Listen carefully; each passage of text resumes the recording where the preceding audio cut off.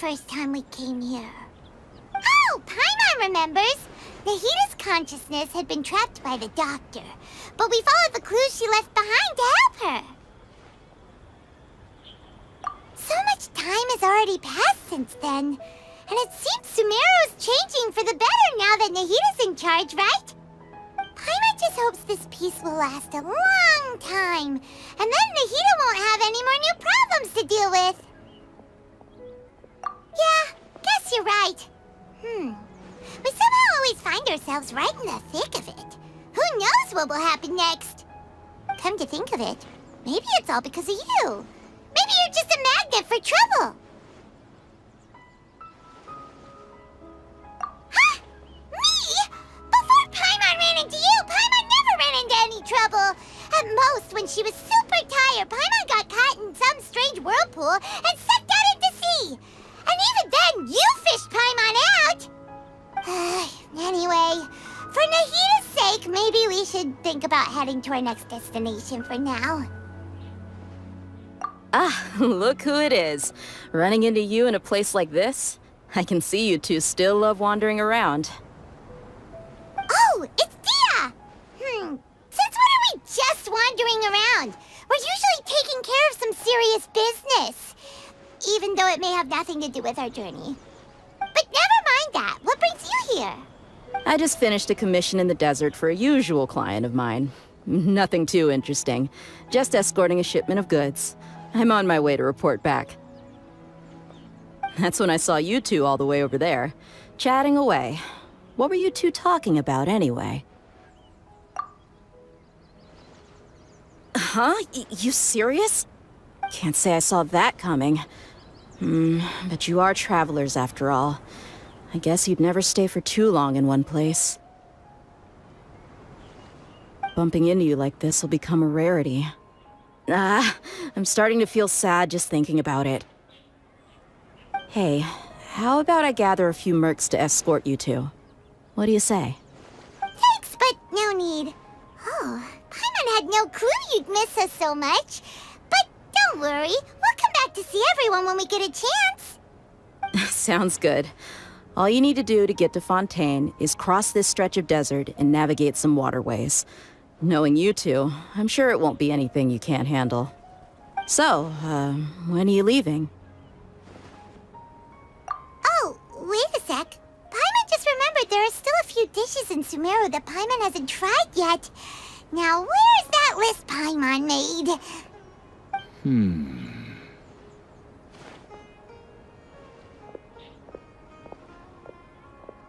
I see. Guess you won't be needing a going-away party or anything. It's sad enough to see you go like this. Though, now that I think about it, Sumeru wouldn't be what it is today without you. Seems true heroes always prefer leaving quietly.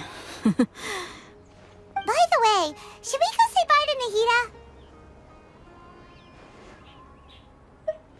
Oh, good point. Then there's no need to bother her in the real world. Then, I guess this is goodbye for now, Traveler and Paimon. Whether as a client or a friend, you're always welcome to come find me.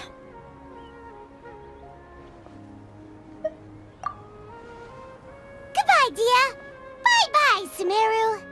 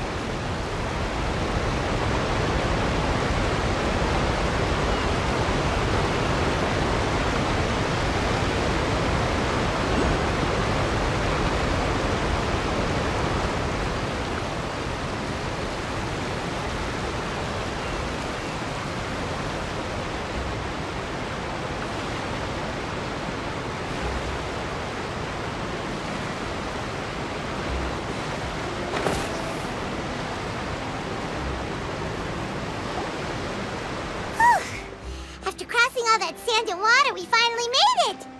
Oh, this must be Fontaine's port. Wow, everything looks so advanced in Fontaine. Paimon's heard that the industry here is extremely developed, and there are all kinds of unusual machines. Just seeing the sights as a tourist is nice, but maybe it would be better if we found something to do. What do you think? Good idea! Nahida gave us loads of useful information. Seeking out the Seven is probably still our best source for information at this point.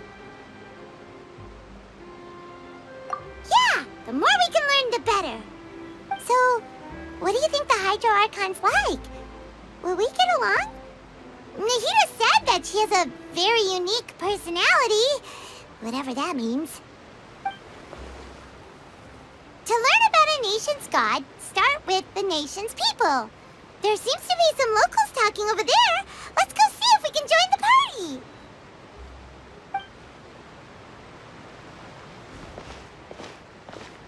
party. If you ask me, it's a tragedy how things ended for him.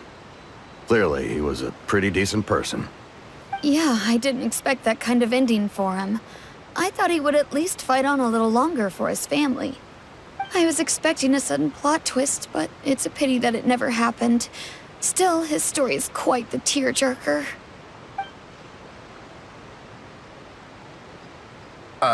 Excuse me. Can I help you two? I couldn't help but notice you standing here listening. Hi. We're travelers new to Fontaine, and we had something we wanted to ask, but you seem to be really busy talking about some kind of play, so we didn't want to interrupt. Play? Oh, no. We're talking about something that really happened. In fact, it's a case that was just heard a few days ago. Really? Like, a real trial? But the way you were talking about it and the words you used just now made it sound like some kind of story. Well, good tales are often based on true stories, aren't they? And what you see in reality may also be someone deliberately putting on an act while harboring ulterior motives. Whether something is true or not simply isn't that important. The main thing is whether the story being acted out on the stage is splendid enough. Oh, but it looks like you're not from around here. You probably don't know that the Fontaine Court of Justice is called the Opera Epiclese, or more commonly known as just the Opera House. But, shouldn't court cases be treated a little more seriously than that? Not to question Fontaine's way of doing things. It's just that putting someone on trial is usually a very serious thing. No worries. Other visitors to Fontaine have wondered the same thing. You could say that we just don't want to waste the moving stories behind those cases. And as for your worries about whether the cases are treated with due reverence, we have the absolutely just and honorable Chief Justice Neuvillette, as well as the Oratrice Mécanique d'Analyse Cardinal, a machine created by the Archon. Between the machine and the Chief Justice, false charges and injustice are a thing of the past now. Oratrice? Is it some kind of machine, too? Oh, Paimon's curious. We should check it out if we get the chance. Wait, Paimon almost forgot to ask you our question. Do you know what we should do if we want to meet the Hydro Archon? Oh, that's easy. Just go to the Opera House. Lady Furina practically lives there. You could definitely say it's her biggest passion. I think what they mean is that they wish to speak with the Archon personally. In that case, I'm afraid it's going to be a tad more difficult. You'll have to make an appointment well in advance, and it'll depend on whether or not she has any time slots available. Huh. Is the Hydro Archon super busy taking care of official stuff? Wait, didn't you say that she's always at the Opera House? No. Lady Furina seldom takes an interest with the nation's affairs. The reason it's difficult to make an appointment is simply because she's incredibly popular. That's right. After all, she is the Archon. Though she may tend to get a little dramatic from time to time, people can't get enough of her. Huh. First time Paimon's ever heard of an Archon being described that way before. Wait! Paimon gets now! The Hydro Hydro Archon is kinda like a big celebrity here, right? Yeah, I suppose you could say that. Perhaps you could even say our mascot. Hang on. This is still Fontaine's Archon you're talking about. You should show some more respect. Yes, you're right. I guess I should at least try to be a little more respectful in front of visitors. Otherwise, I might get arrested and find myself face to face with Monsieur Neuvillette. Come on. Sure, there's a lot of laws here, but nobody's going to be arrested for saying something disrespectful about the Hydro Archon. Alright, I think we get it. Thank you! At least we now know that we can find the Hydro Archon at the Opera House. But who knows how long making an appointment will take? Guess we could have a look around the city in the meantime. Hey! What are you looking over there for?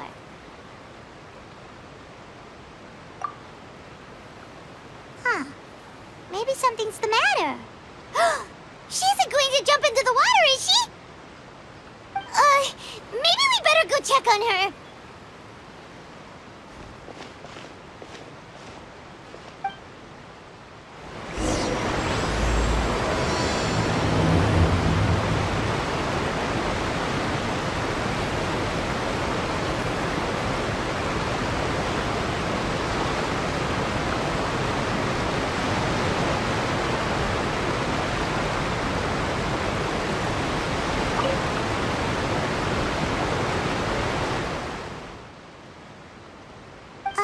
Hello there.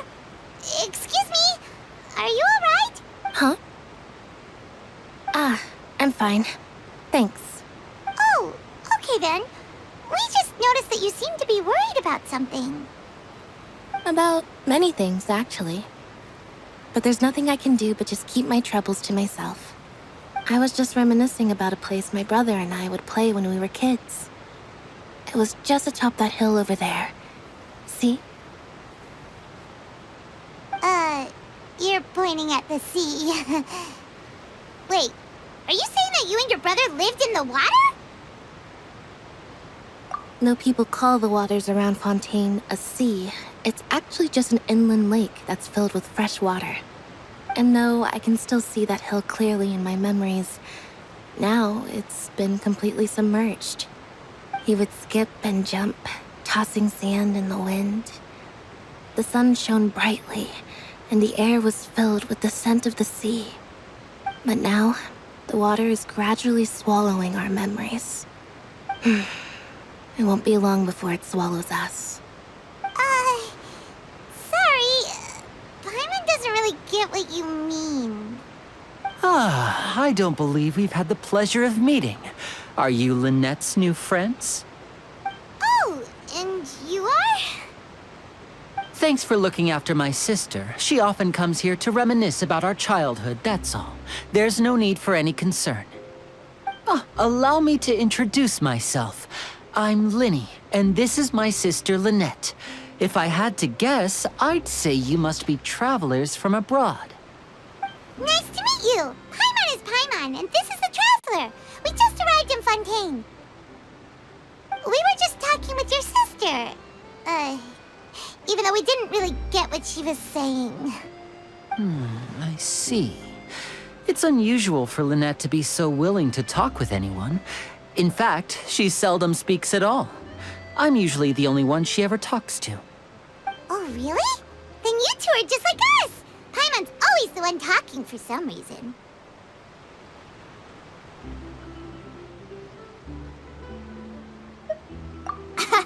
So that's how you think it is?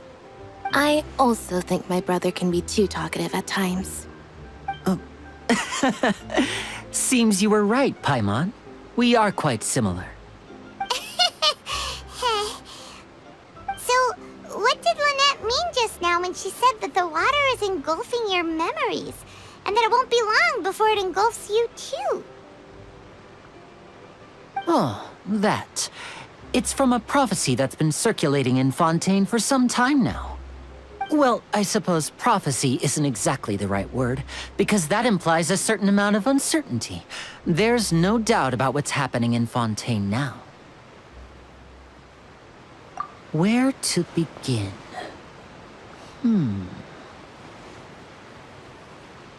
Let's put that question on hold for a moment. We still haven't formally greeted each other yet, have we?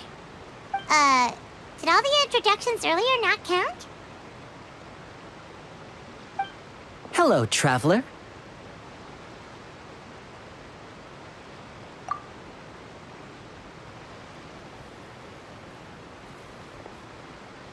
And hello, Paimon. Hey! Why didn't Paimon get a handshake? You're not poking fun at Paimon, are you? Please, don't take offense. Just consider it a sort of etiquette we have here in Fontaine when making new friends. You should remember it. It might prove useful. Oh, all right then. Well, Paimon's just happy to have a local friend now. By the way, we were just getting ready to go to the Opera House to meet the Hydro Archon. Would you be able to show us the way? So you're going to see Lady Furina? No problem at all. In fact, I was planning to go to the Opera House later myself. I'll gladly take you once I finish things here. Please, follow me.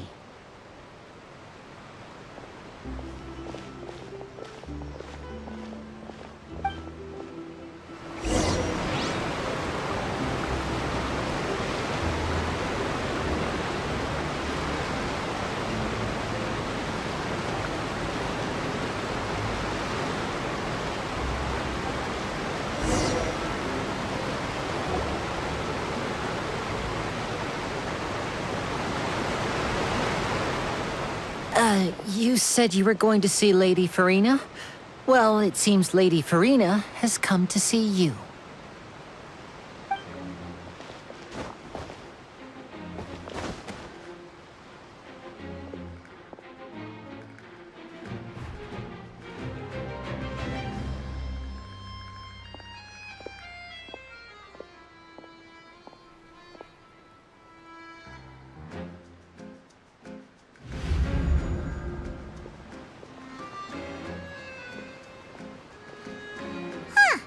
So, she's the Hydro Archon? But how did she know we were looking for her? My dear people, rich and poor, those with cup in hand and those with nothing at all, raise your glasses in celebration! If you don't have one, then just raise your hand in lieu.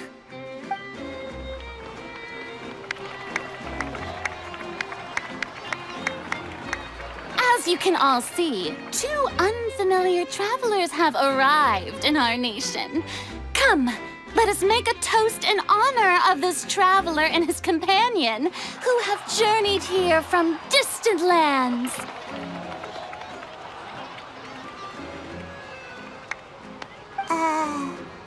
Is she talking about us?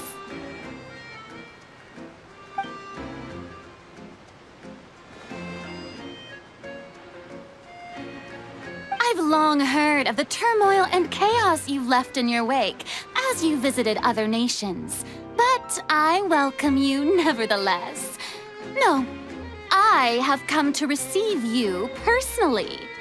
Fear is for insignificant cowards. I am a god, and I will never entertain the notion of such meaningless wariness. You can be rest assured, I see clearly your sincerity. Of course, seeking an audience with me is the most sensible thing to do. It will allow you to truly behold my power and witness my authority. Intelligent people always gather under the correct banner. I, Focalors, hereby welcome you to the nation of Hydro and acknowledge the value and significance of your trip. Now, you may rejoice in this.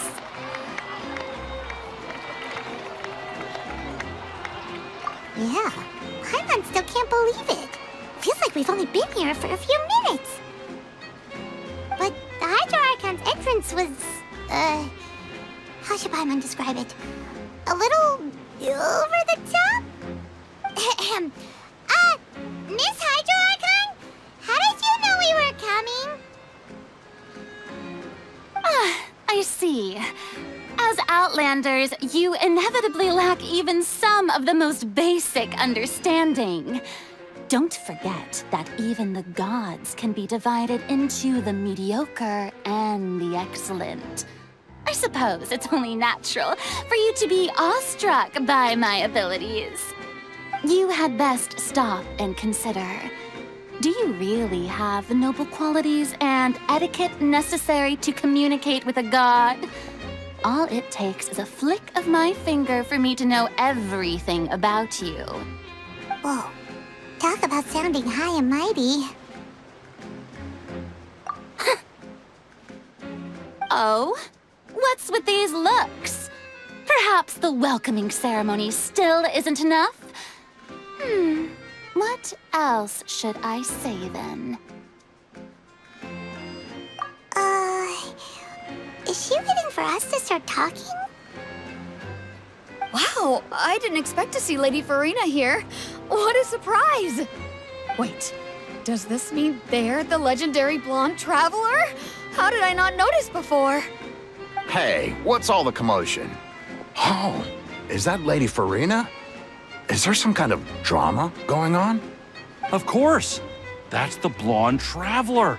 The one all those stories are about. Lady Furina came here to personally see him. Oh, I bet this is gonna be the duel of the century. Ooh, I've got to see this. I knew Lady Furina would never disappoint.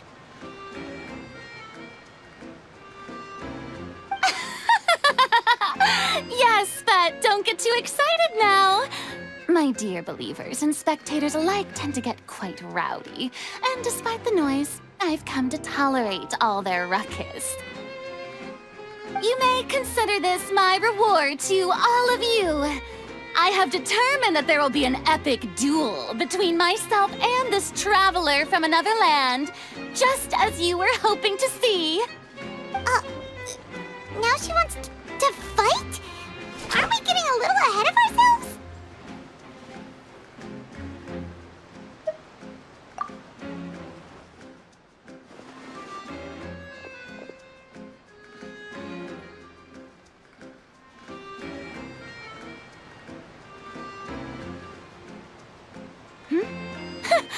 Are you not afraid? Might I remind you that this is a duel against the divine? What are you trying to do, traveler? Provoking a god in front of her people? Stand down, Clorend. I admire his bravery. Few have the courage to draw their sword against a god. He is obviously a true warrior. Unfortunately, people nowadays only crave to be thrilled, and a mere duel will not slake their thirst for excitement. Huh. Yeah, she's right. Just a duel wouldn't be all that interesting. On Araneus, criminals are always requesting duels to defend their honor. They're getting a bit old, to tell the truth.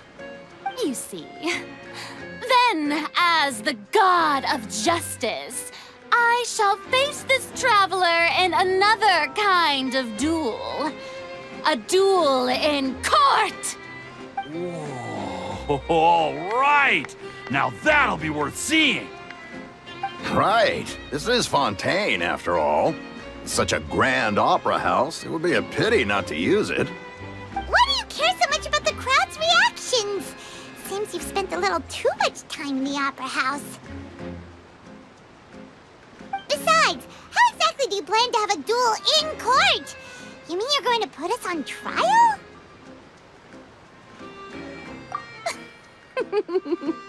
Oh, we have reason to put you on trial. It's obvious, isn't it? According to Fontaine law, no one is permitted to release any flying objects within Fontaine city limits during the first 3 days of each month. You are clearly guilty of violating this law, no? Oh, so that's what they've done wrong. That's our Lady Furina. No one knows the laws of Fontaine like she does. You call that obvious? What kind of law is that? Wait, flying object? You performing Paimon? Precisely! Now, if you two have no objections, then in the name of the Hydro Archon, I order your arrest. My apologies, Lady Furina. I don't mean to spoil the fun, but if you would allow me to interject, I don't think that Paimon here meets the definition of a flying object. You tell her, Lyney! Finally someone who's not crazy. How could anyone call Paimon a flying object?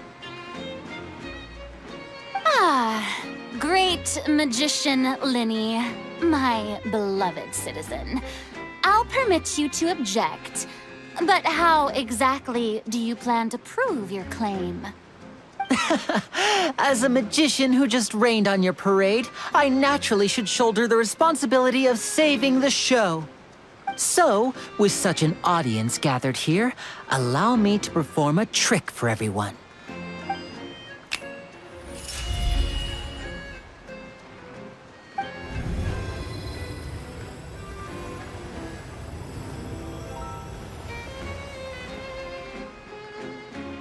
Ta-da! What's that on Paimon's back? Hey, when did you do that?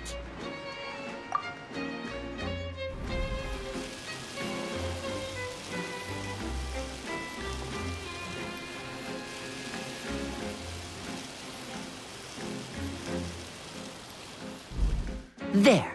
As you can all clearly see, Paimon should be classified as, well, something like a balloon. This rope has been in the Traveler's hand all along. It was just that no one could see it before. Huh? You call that magic? You've got to be joking. I thought it was pretty good. Nice one. Huh. I'm not sure what to think. It seems Lady Furina's charges no longer hold water.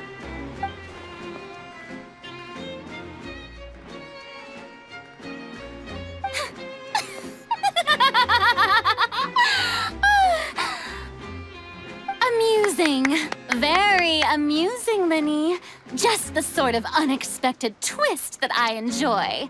With you here, today's performance can finally be called complete. Performance? You see all this as a performance? In which case, consider the matter of your trial resolved. The god of justice will not bring charges against an innocent person.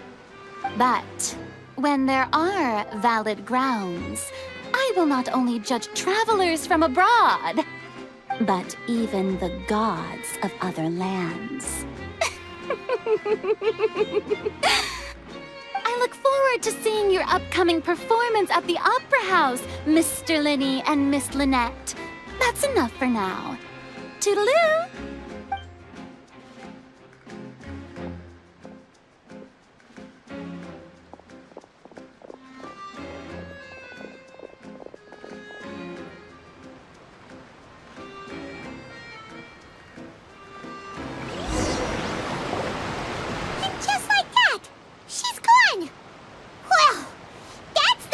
Unpredictable Archon Paimon's ever seen. You never even had a chance to ask her anything. But that's a problem for future Paimon. That whole scene just now was really... Don't mention it. I just happened to remember that there was such a law, so I did a little preparation, just in case. I didn't think it would actually come in handy.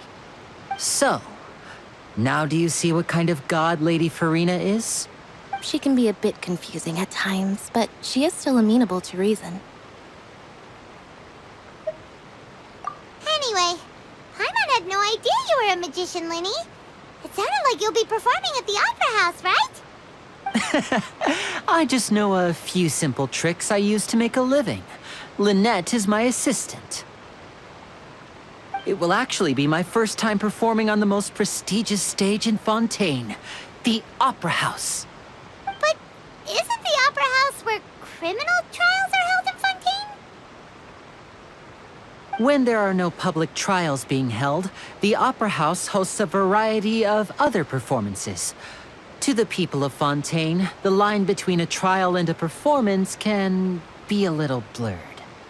And speaking of performances, I would be remiss to forego this opportunity gifted by fate. Might I invite the two of you to see my performance?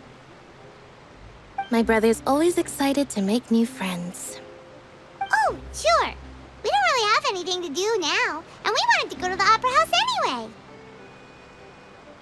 Splendid. In that case, why don't we go together? I'll show you the way. I just have something to take care of first. Oh, you really mean it? Then I'll take you up on your offer. This is a magical item known as a magic pocket. Perhaps you can help me distribute them to the people here. Huh? What are they going to use it for? About that... You asked me before about the prophecy, right? Let me start by telling you a little more about what it entails. I'm not sure exactly when it began, but a prophecy has been circulating around Fontaine. It says that every person in Fontaine is born with sin. No matter how the Nation of Justice holds trial after trial, this sin cannot be absolved. Until one day, the water levels in Fontaine will rise, and the sinful people will slowly be drowned. In the end, the people will all be dissolved into the waters, and only the Hydro Archon will remain, weeping on her throne. Only then will the sins of the people of Fontaine be washed away. That sounds pretty gloomy. Why are people in Fontaine born with sin? What is that supposed to mean? There are lots of guesses. Some say that the ancestors of Fontaine stole the power of the seas and stirred its wrath. Others say that the people of Fontaine never heeded the first Hydro Archon's warnings and offended Celestia. But here in Fontaine, evidence is what matters. There hasn't been concrete evidence for any of these claims, so they can only be regarded as conjecture.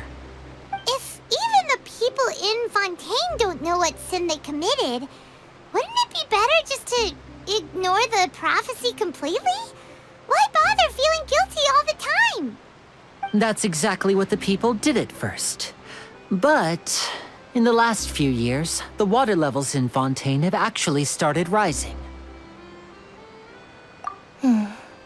Many places have already been completely submerged, and now lie beneath the sea. Many people carry on with their lives as before and shrug it off as a natural phenomenon. But my family and I think that the people of Fontaine shouldn't ignore the possibility, which would end up sentencing them to death. We hope that at least the people who reside near the waterfront can move away before it's too late. So, we've started distributing magic pockets to them. As a magical item, these magic pockets have astonishing capacity. I'm sure they will come in handy when people are moving their belongings. Oh, Paimon gets it! It's like preparing for a rainy day! But this is more than a bit of rain. Perhaps only absolute power could ever contend with such a catastrophe. But who knows? We're just tiny specks in the grand scheme of things. Now, if you'd like to help, then please give these magic pockets to anyone nearby. Be sure to convince them to take it, regardless of what they say.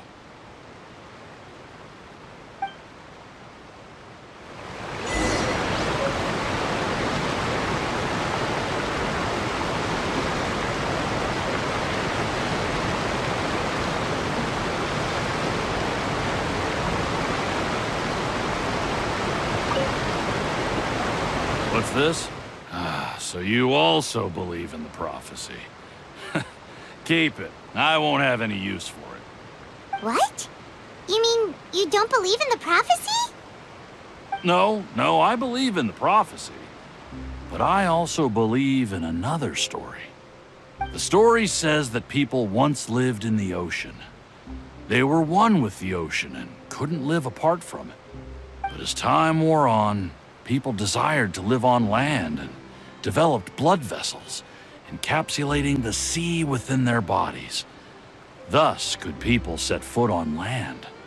So, if you ask me, When the water rises and takes us all, it'll be like we're going home. Oh, we hadn't heard that one before. But people can't live underwater. They'll die. You should probably still take it. All right, I'll take it. I guess I just feel that being dissolved into the water doesn't necessarily mean death.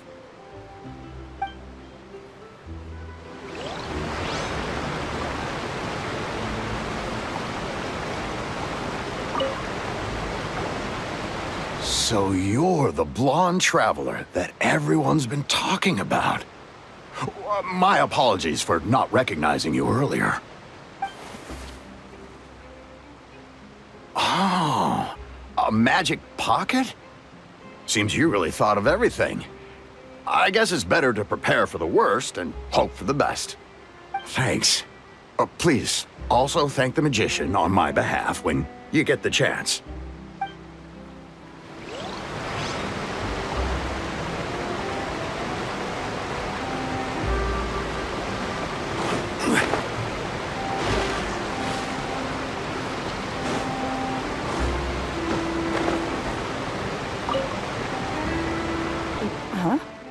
I don't want that thing. Way I see it, if the prophecy's true, it's still gonna be a long time before the water can cover everything. Life is all about living in the moment. What use is there in worrying about the future all the time? We'll cross that bridge when we get to it. You should still take it. You never know when it'll come in handy. Oh, all right, fine. Thanks. It's just that if I start moving, that means I've already given up on the life I have now. I'd really rather not.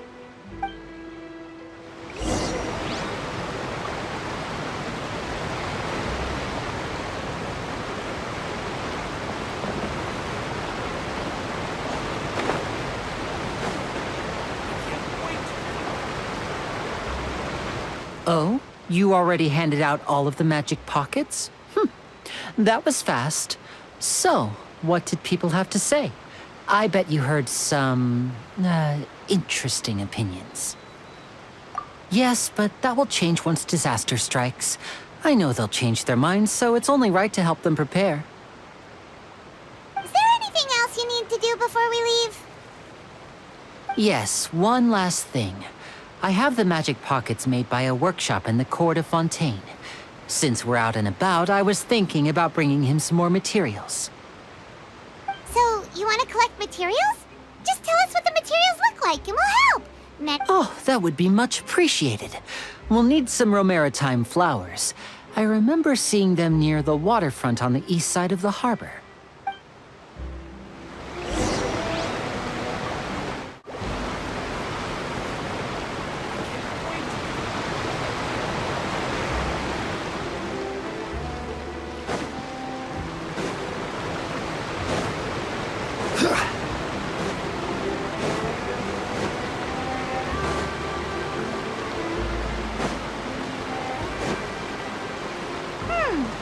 It seems we have to use Hydro to collect Romaritime flowers.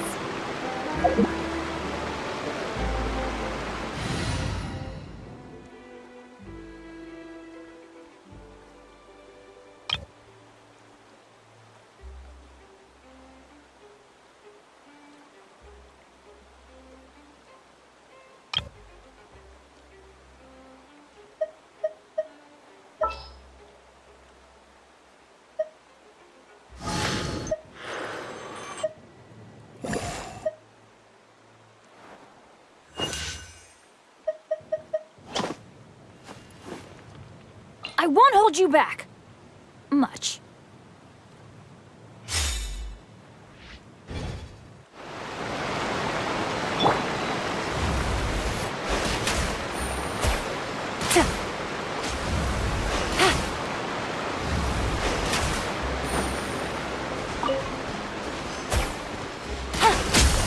Take it easy.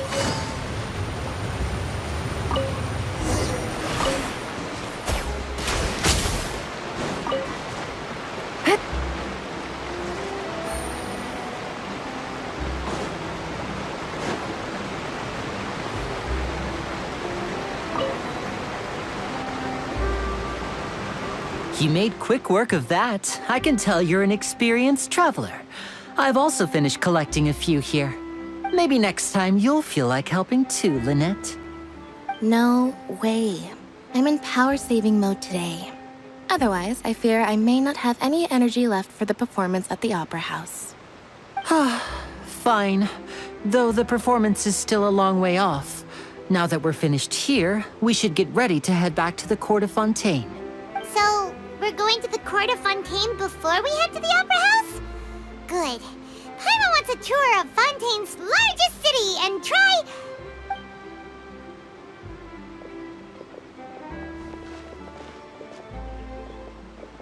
Wait, shh. Have you noticed that person over there? The young girl. Huh? What's wrong with her? Paimon didn't notice anything. She's obviously a thief. Magicians and thieves practice similar methods. We divert attention, and a distracted audience is one that won't discover what you're really doing. Watch her movements carefully.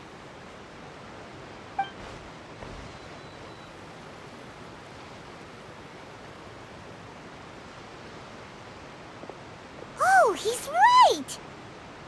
Shh, keep your voice down. We need to think of a way to catch her, but it seems she's very alert. Perhaps we should split up. You two can ride the lift over there and wait up top. I bet that'll be her escape route if she tries to run. All right, let's go.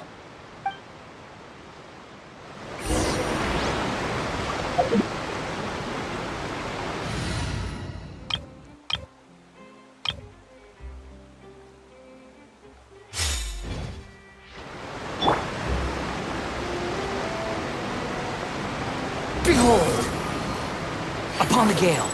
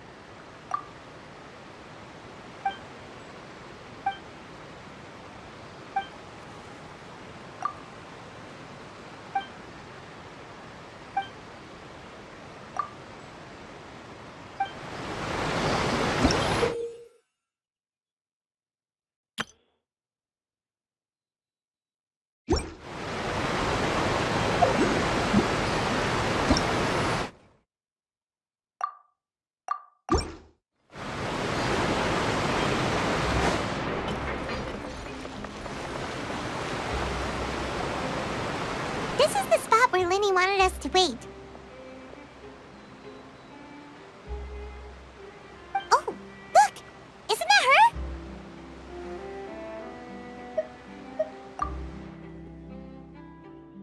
Oh no! Did she notice us? She started running the other direction! What should we do? Should we chase her?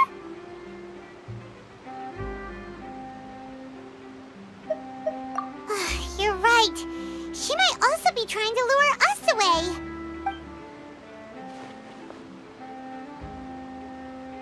Nothing's happened for a while now. Paimon wonders if Lyney caught the thief. Yeah, let's go.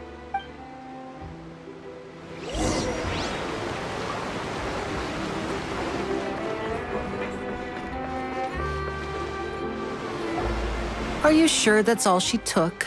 You should check to make sure you're not missing anything else. No, that was all. Oh, I can't thank you enough. I didn't notice a thing earlier. Anyway, I should be going now. Thanks again. Oh, were you returning what the thief had stolen? That's right. Pity I wasn't able to catch her. She distracted me by dropping the thing she stole on the ground. By the time I looked back, she was already gone. I saw the general direction she went, but Lyney twisted his ankle, and I needed to make sure he was okay. Oh, did you get hurt, Lyney? I'll be all right. It's just a twisted ankle, that's all. In fact, it's feeling better already. If you want to play at being a hero, at least try not to get hurt doing it. Imagine what would happen if you managed to derail our performance as a result. You're right. Sorry, Lynette. I have to admit that the thief was even more skilled than I had anticipated. But at least we were able to get the stolen items back, so it wasn't a complete failure. What a slippery little thief. Guess things turned out all right in the end, though. Lyney's initiative paid off. All right, let's put this little detour behind us. We should go to the court of Fontaine now.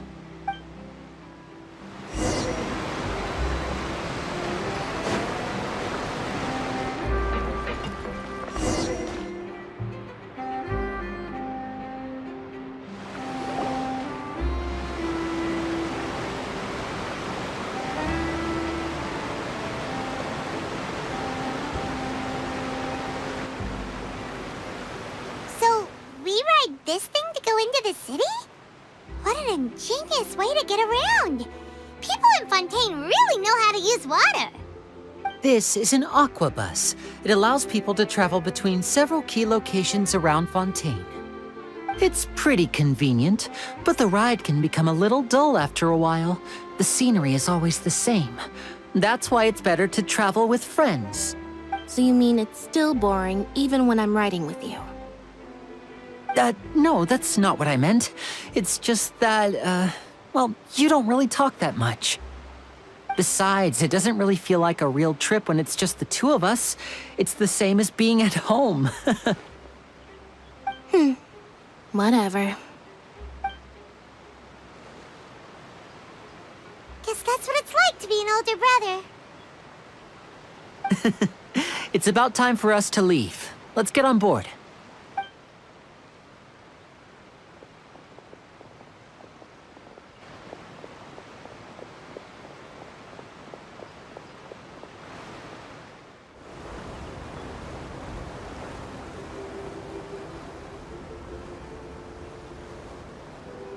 Huh? What? Traveler! Paimon! Charlotte! Oh, I never guessed I'd bump into you while riding the aquabus. In the story of my life, this is big news. What are you doing in Fontaine? I didn't hear anything about you paying us a visit. Yeah, it's quite the coincidence. But as travelers, we're always on the move. It's not surprising that nobody knew we were coming.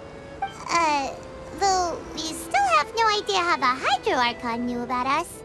Oh, let Paimon introduce you to our new friends.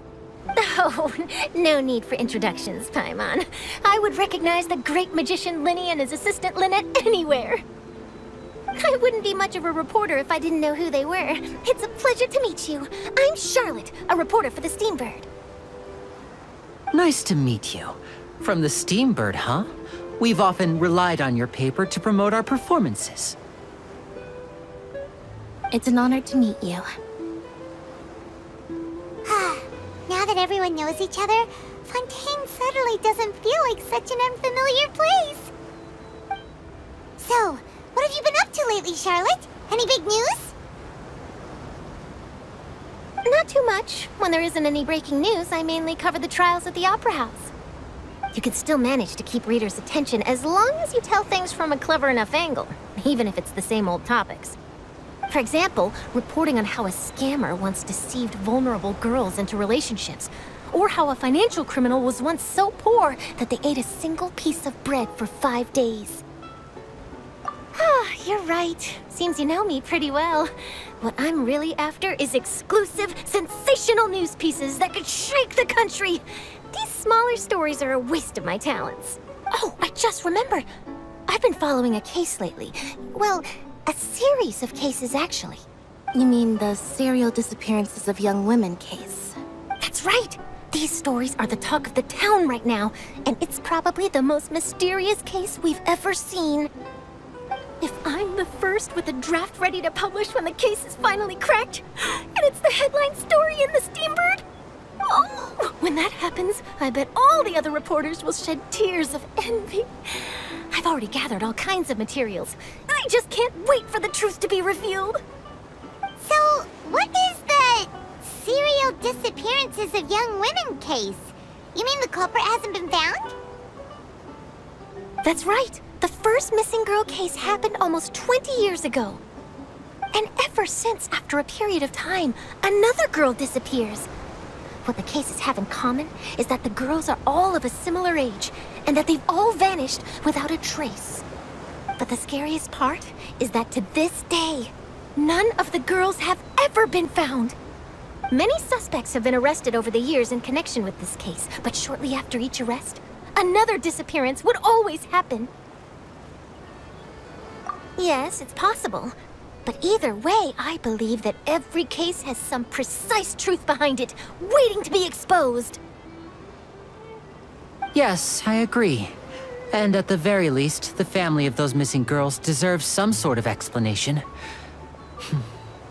I just imagined for a second what I would do if Lynette were to suddenly disappear. I'd pay any price to get her back, and then find a way to track down the culprit. Please don't imagine that, Lyney.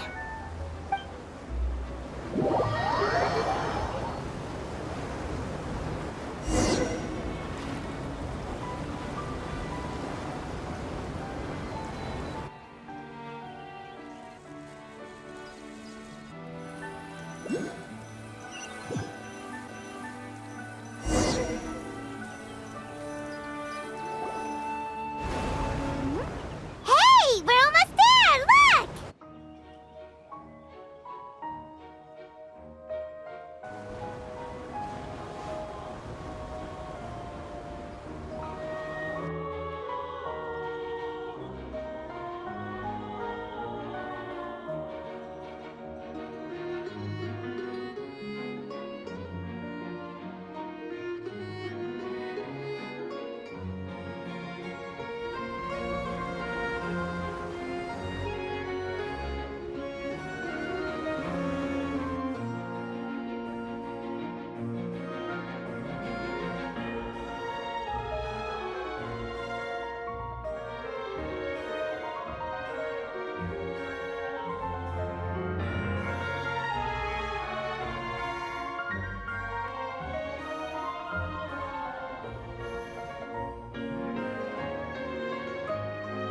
Well, I really enjoyed chatting with you.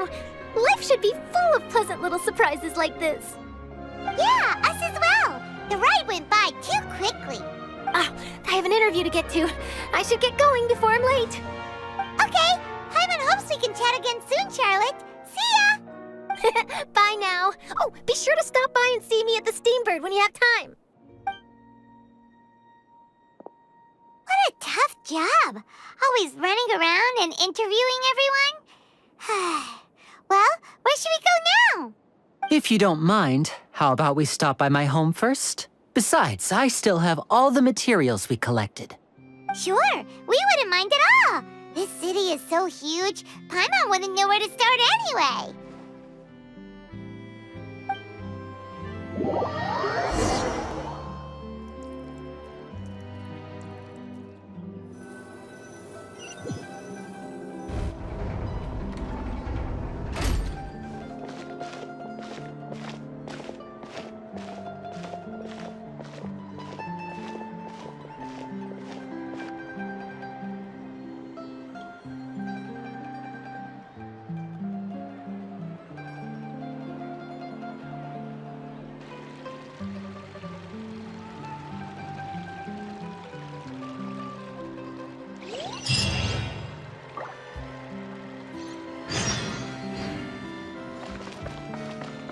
Squall and Fury!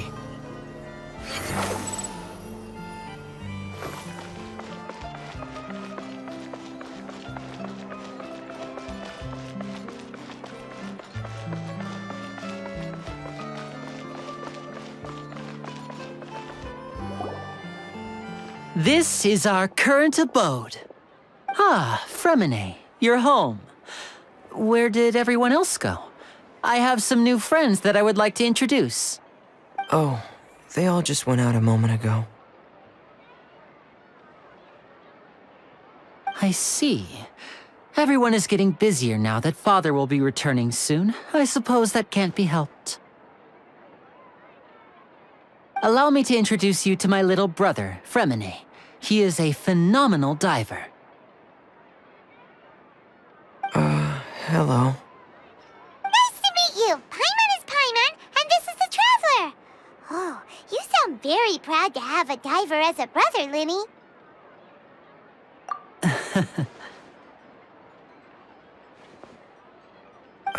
Lyney, could you come here for a moment? What is it, Fremine? Do you have something to tell me?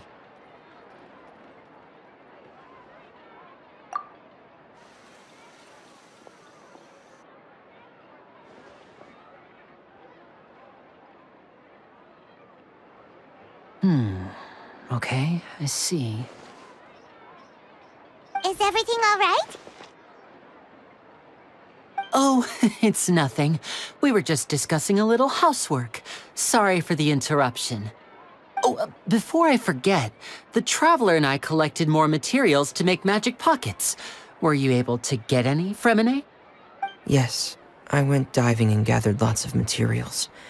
I was about to give them to you. That's our Fremine, always quick with the underwater work. All right, I'll take these to the workshop.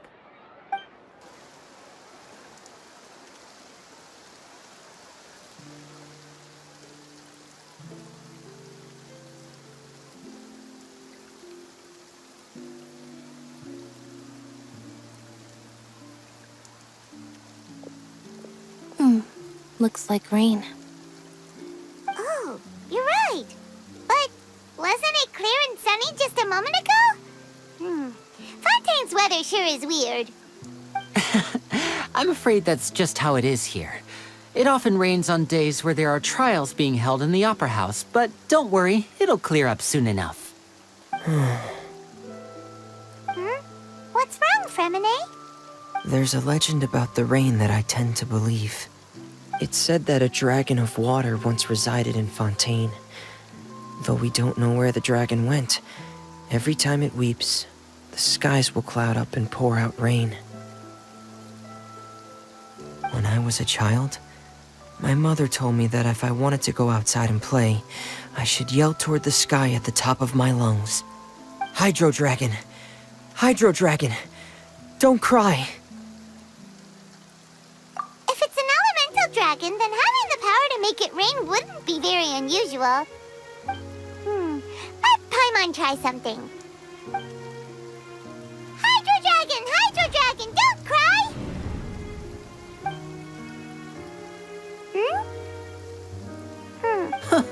Doesn't seem to be of any use. It is just a legend after all. You know, you might be a more popular magician if you understood the concept of romanticism. Or could at least play along. Sorry. It might be because we've never met the Hydro Dragon. Perhaps it can't be comforted by the words of strangers.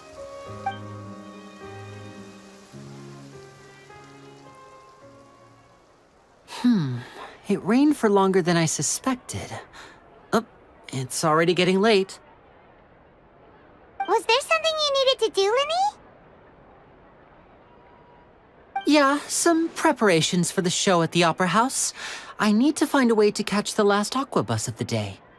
On the day of the performance, just ride the aqua bus to the island of Aeneas. I'll have Lynette meet you at the fountain in front of the Opera House.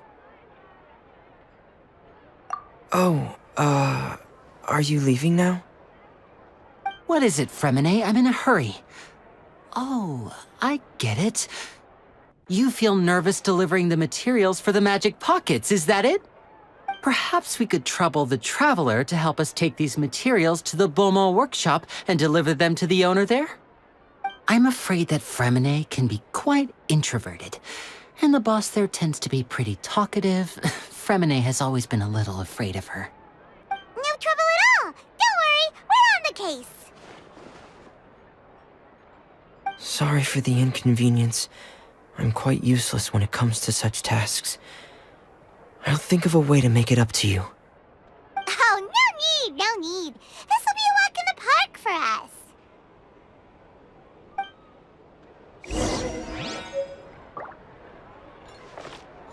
The wind rises.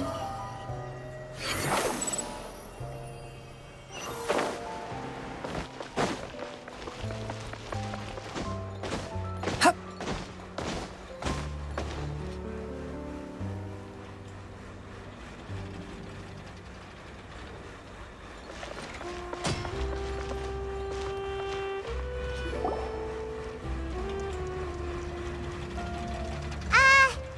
Hello? Is there anyone here? Oh, hello there. New customers? Looking to buy, or do you need something made? Or perhaps you're just looking for a chat with me. Oh no, we're just here to deliver some materials. Here they are. They're for making... what were they called again? Ah, these must be for magic pockets. I could tell right away. I've already made several orders worth now. No need. They've already prepaid several batches worth.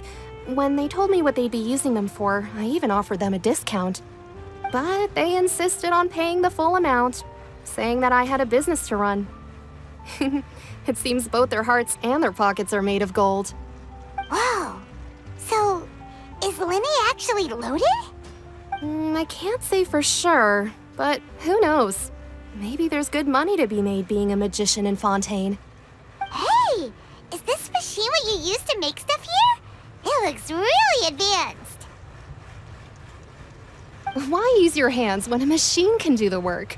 It would be a waste not to use the latest technology, and wasting is a kind of crime. But where does a big machine like that get its power from? Well, it's a little complicated. I'm not sure I can put it in layman's terms for you. But basically, everything we usually use here in the city is powered by indemnitium. It's a type of energy that's produced from trials. Huh? How can trials produce energy?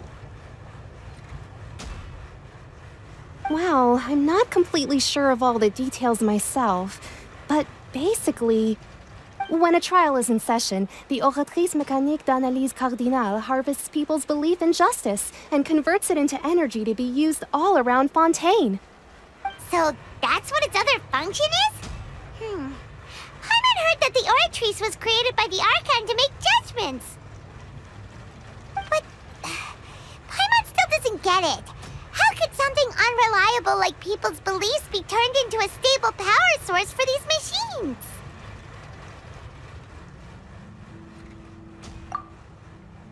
Oh, yeah! So that means the Hydro Archon relies on the machine to take the energy created by belief and turn it into power for all of Fontaine, right? Even though I've never heard anyone really put it that way before, it sounds like it makes sense. Besides indemnitium, we have another type of energy called pneumosia. It isn't produced by the power of the Archon, but it is unstable by nature. Even now, it still cannot be widely used by civilians. I thought I'd find you hard at work, but here you are chatting the day away. Since you're already talking, I'm sure you wouldn't mind a few words with me. You again?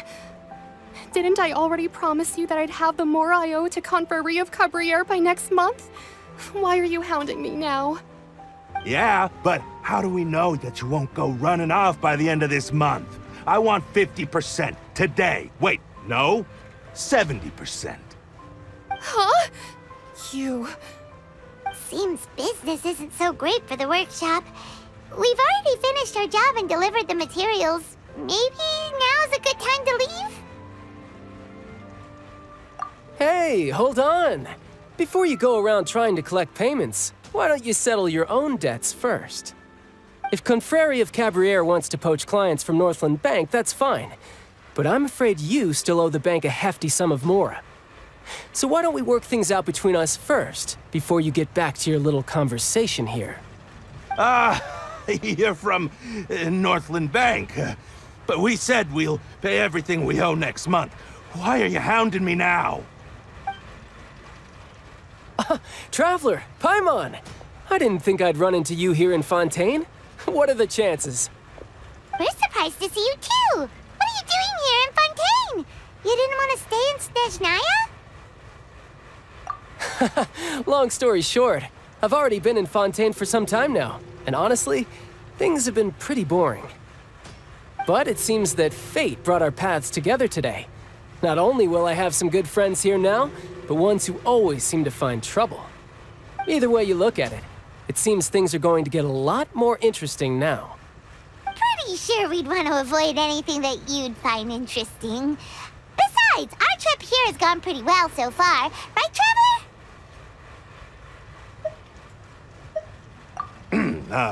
Hey, you, Northland Bank boy.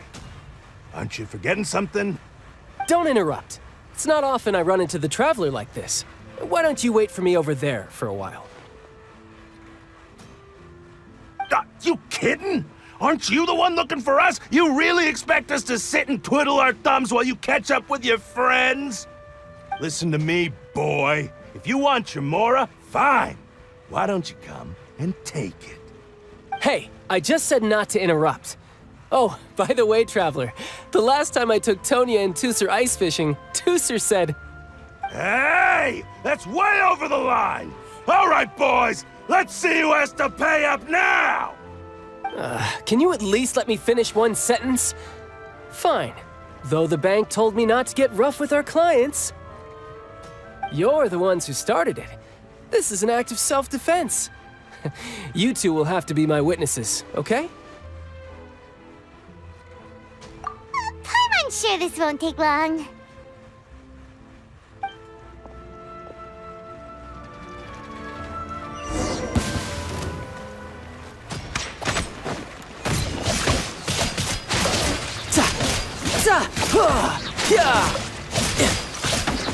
No time to...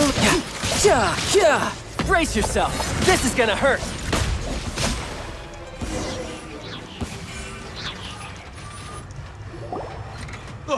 What's your deal, Brad? How are you so strong if you're just a staffer from Snezhnaya's Northland Bank? Wait, don't tell me you're... Oh, now you notice. It's a little late, don't you think? Just make sure you understand that you don't mess with Northland Bank. Got it?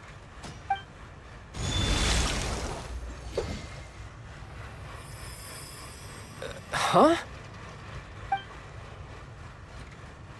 Now's my chance!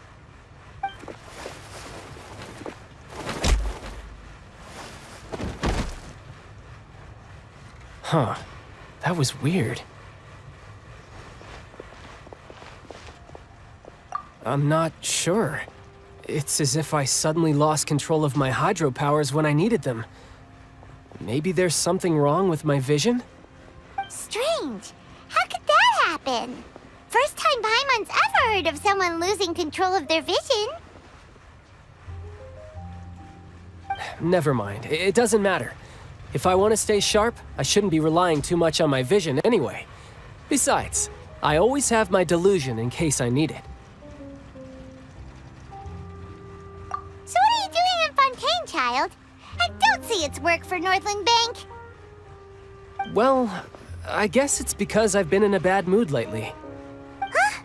What kind of reason is that? Wait, since when do you feel down about anything? I don't know. Maybe I still have a lot to learn about myself. But recently, there seems to be some sort of restless power stirring inside of me. And I don't know why, but every now and then I feel like I'm in a terrible mood. Maybe you losing control of your vision just now is connected with that power you're feeling inside. That is a possibility.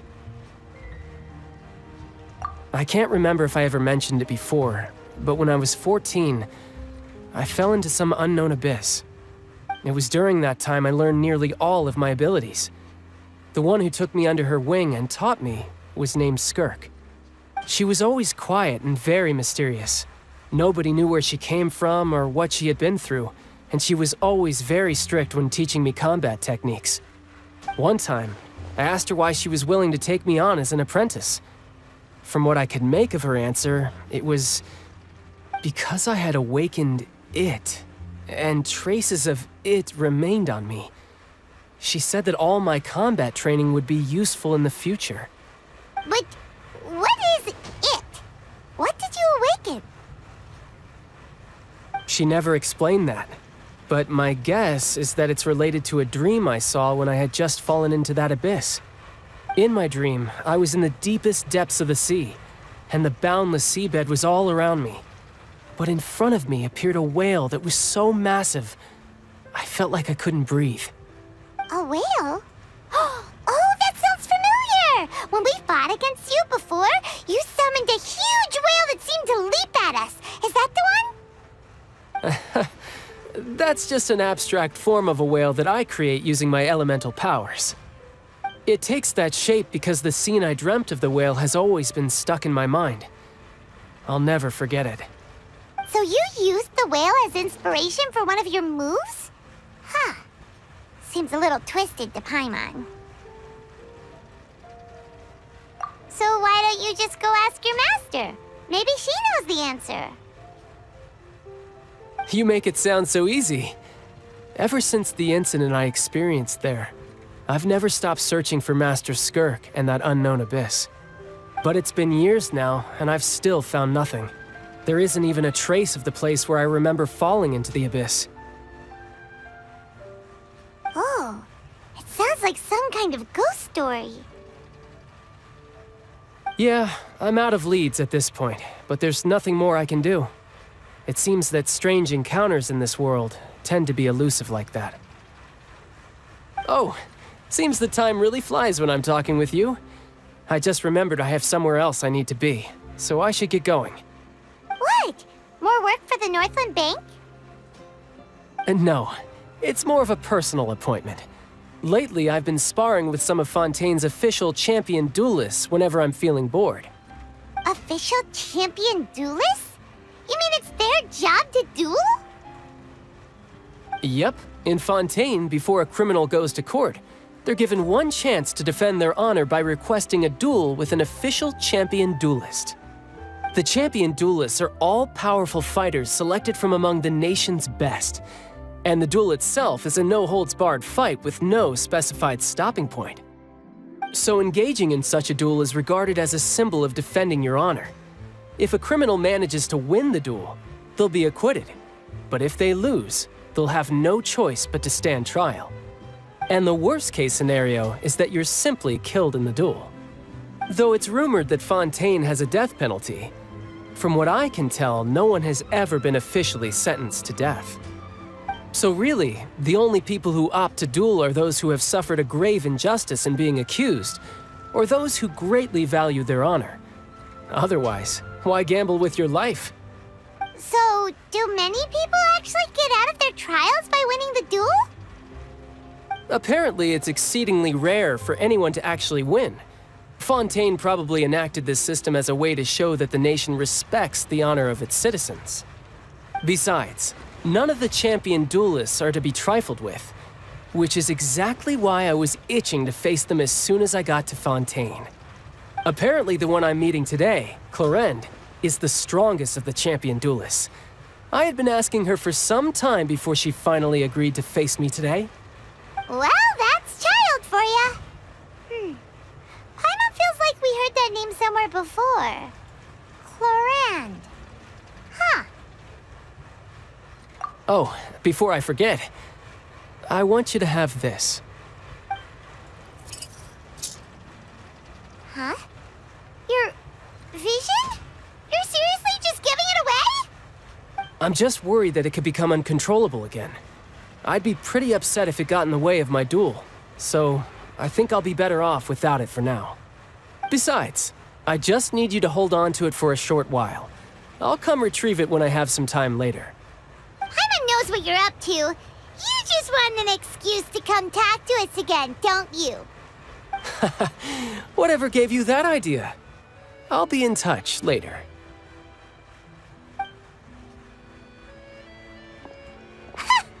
That sneaky guy.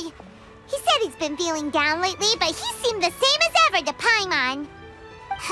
Well, seems we don't have much to do for now. We might as well walk around and see the city before Lyney's performance.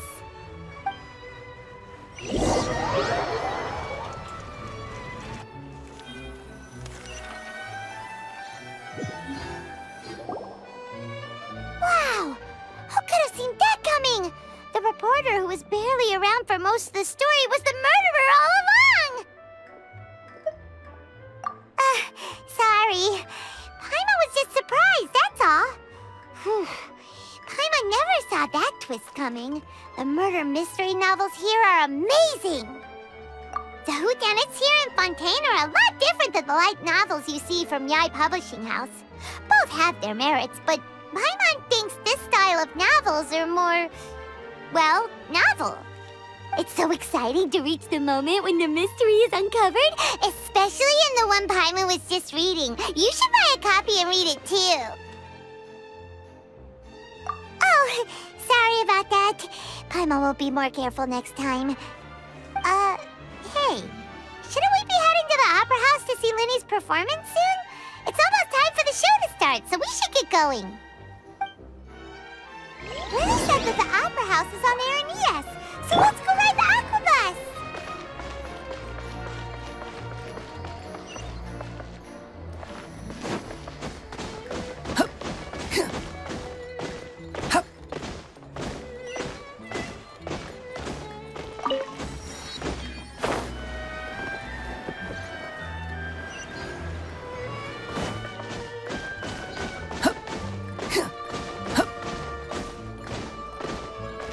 Behold!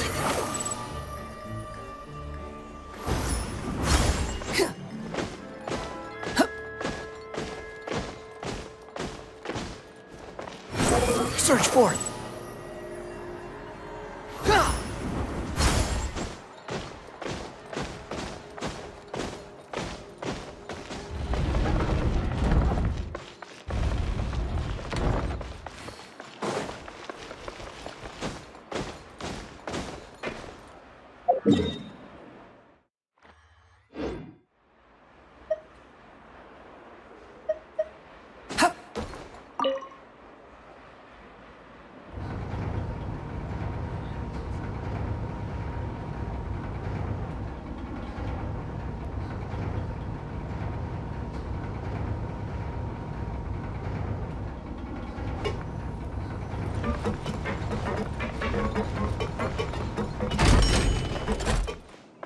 Quit following me.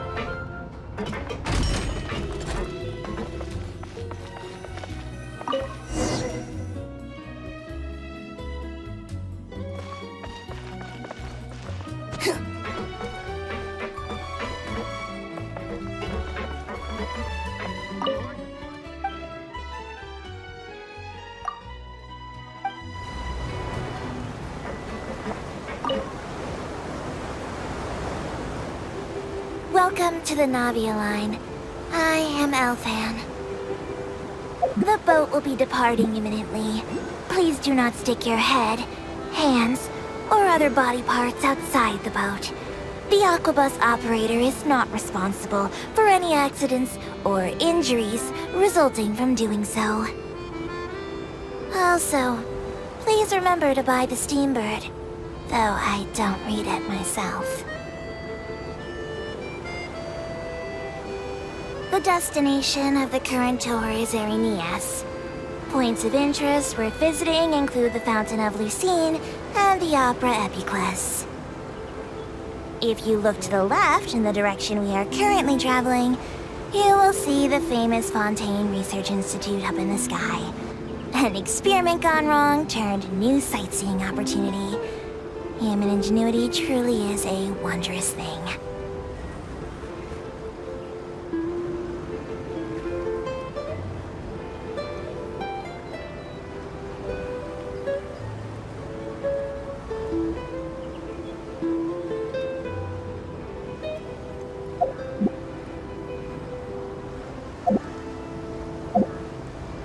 Approaching our final destination.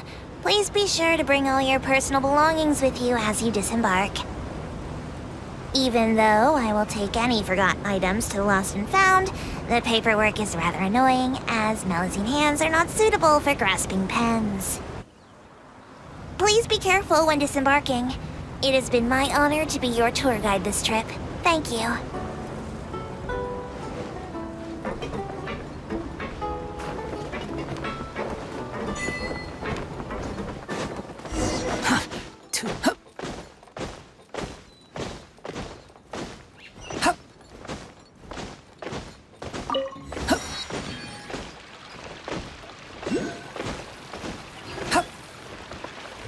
Rises.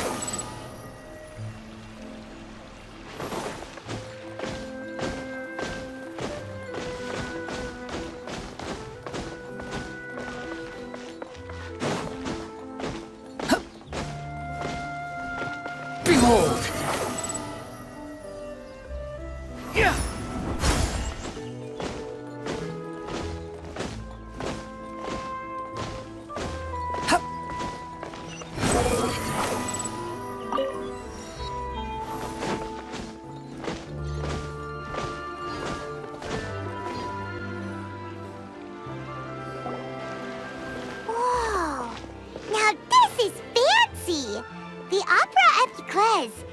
What a place to hold a performance! No wonder Lyney and Lynette were looking forward to it. Huh. Looks like there's a lot of people standing around the fountain up ahead. Oh, Archon, please bless us with a bright and healthy child. We pray. I don't know why you always feel the need to ask so much. I'll be happy as long as our child is healthy and lives a peaceful life. I guess if they're our kid, then there's no doubt they'll turn out smart. Maybe this is one of the customs in Fontaine. There sure are a lot of couples here. Vache. What's wrong? Vache. Vache. No, Paimon didn't say anything. Are you hearing things? Welcome to the Fountain of Lucine. All the water flowing through Fontaine converges here. It's customary for newlyweds to come here and wish for children. Ah! Lynette! You scared Paimon! When did you get here? Lyney asked me to wait here for you, remember? Right. What do you mean? There are a lot of people here right now. Hey, you're not trying to scare Paimon, are you? Besides, it's the middle of the day. It's not the time for eerie things. I see. I might be able to tell you something that could help explain the voice you heard. In fact, you might not be imagining things at all. I suspect that what you heard is a result of your hypersensitivity to the hydro element. Others in my family have had similar experiences. It's because of his sensitivity to the hydro element? But what would hearing a voice have to do with elemental power? When do you cry, Paimon? Wait, what? What does that have to do with anything? Just answer me. When do you cry?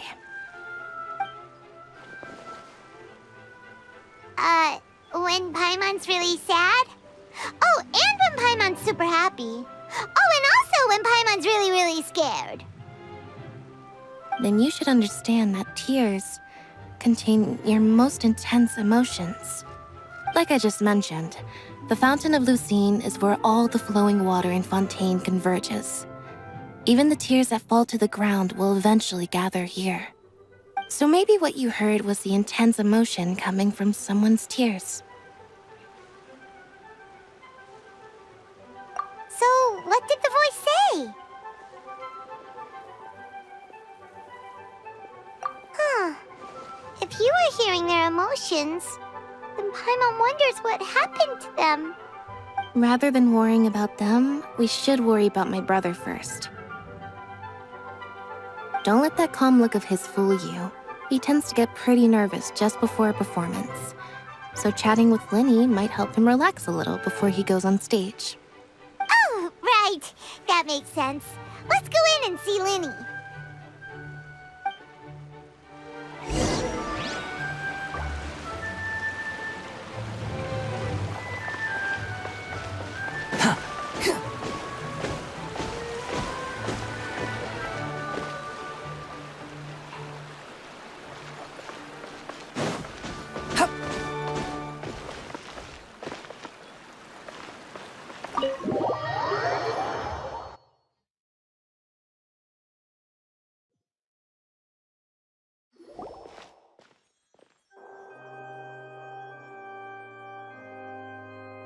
Traveler and Paimon, good to see you. I knew you two would come. Are you kidding? We wouldn't miss it for the world. We've been looking forward to it. I can tell, judging by how early you've arrived. But you're actually right on time. The audience still hasn't started entering the venue yet, which means now is the perfect chance for us to take you to the best seats in the house. Wait just a moment, I'll fetch the tickets.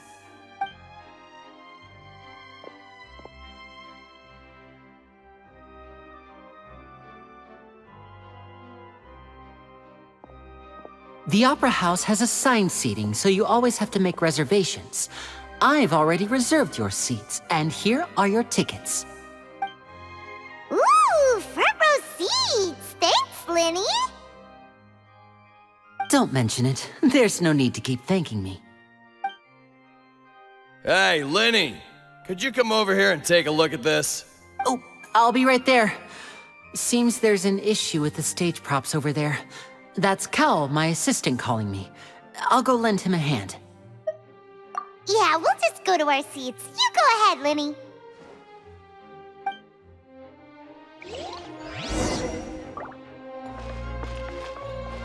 Quit following me.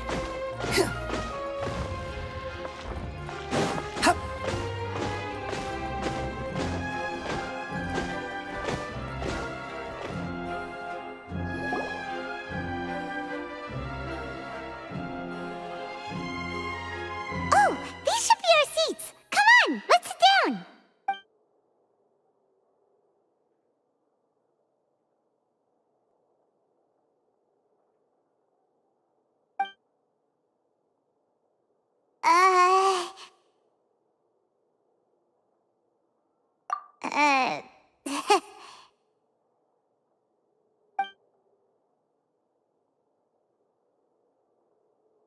Hey, Traveler.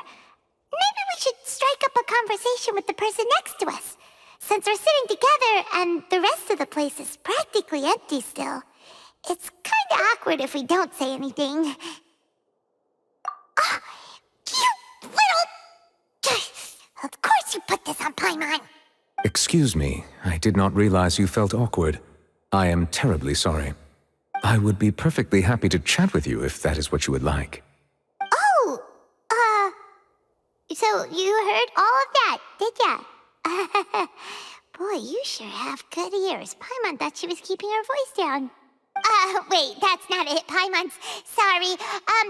Paimon's the one who was being rude, talking under her breath like that. So, let's talk, but, what should we talk about? Oh, Paimon's got it. You're also here early and sitting in the front. Are you a friend of Lyney's too? A friend, you say? Well, if Mr. Lyney would like to be my friend, I would be more than happy to reciprocate. Oh, so you're not friends with Lyney then? Oh, this is getting more awkward by the second. Paimon nearly forgot to make her introduction. Nice to meet you. Paimon is Paimon, and this is the Traveler. We just arrived in Fontaine. It is an honor to meet you two. I have heard of your deeds across Tevat. And as required by proper etiquette, I will also introduce myself. I am... Oh, Monsieur Noirceur. What an honor it is to have you here to see my show. Ah, Mr. Lyney. I should say it is in fact an honor for me to see your performance in person. Wait, Noirceur? Could he be... I saw you all chatting just now, but it seems you still don't know who Monsieur Noirceur is. Allow me to introduce you to Fontaine's Chief Justice. That seat is always reserved for him. It wouldn't be too much to say that he's the symbol of justice and honesty here in Fontaine. Whoa! Sorry for being so rude just now. Paimon had no idea you were such an important person. No offense taken. Being Chief Justice is merely what I do for work. Nearly every person has their usual reserved seat, so I'm not so special, really. And by the way, I should probably let you know, even though I would prefer not to, there's someone sitting up there in the VIP seats that has been striking a pose for quite a while now. I believe she is trying to give you a most elegant and impressive first impression. So I think you should take notice of her sooner rather than later, otherwise she may become flustered.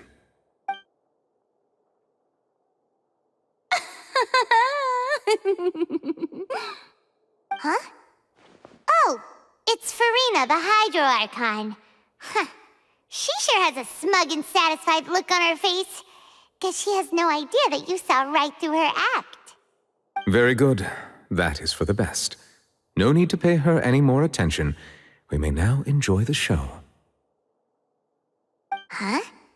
So is this what things are like between the Chief Justice and the Hydro Archon? All right, please wait just a moment longer.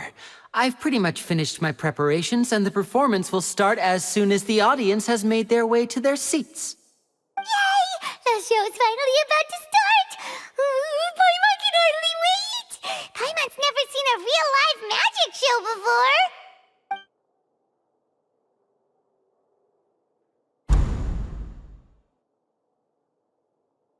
Oh! They're dimming the lights! The show must be starting!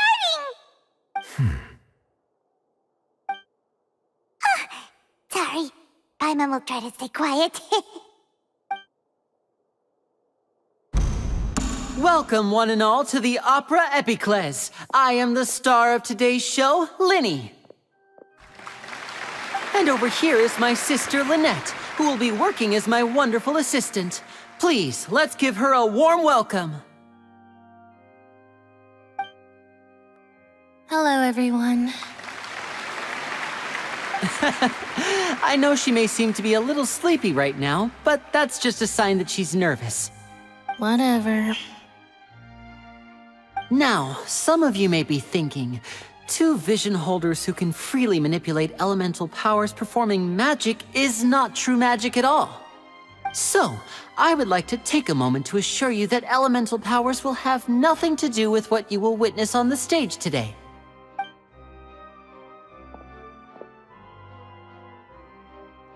Both Lynette and myself have removed our visions for the show. That way, even the gods won't be able to help us. Oh, good point. That's what makes the show real magic. Now, without further ado, let the show begin. Lynette will now exit the stage to make some preparations. I know you might miss her, but don't worry. She'll be coming right back on stage momentarily. Perhaps in an unexpected way. I'm sure she'll be stealing the spotlight soon enough. Oh, and before I forget, there's one more thing I should say. You never know what can happen in the blink of an eye. A magician's greatest skill is making things disappear or appear. The possibilities are endless.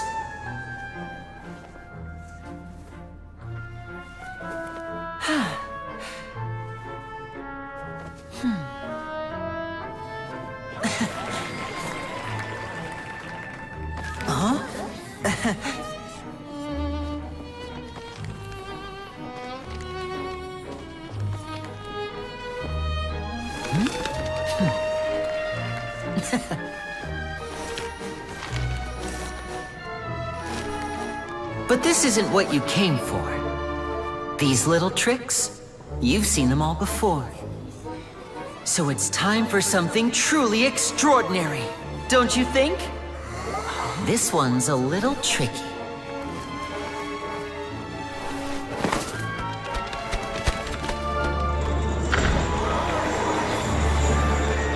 Using this water tank, I shall make my sister vanish completely, right before your very eyes.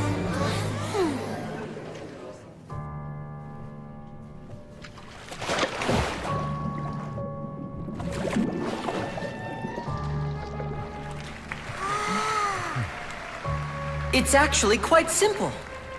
She'll just turn into air bubbles and float right out of the top.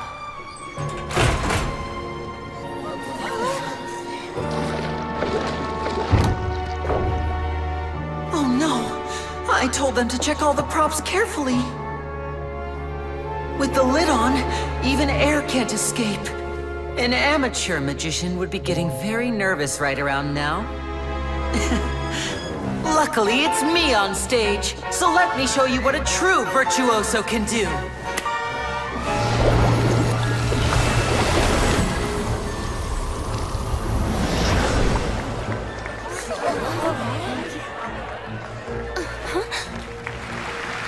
Lynette, are you still there? Don't go too far. We don't want to use up all our magic. Hi, I'm back. Uh-huh.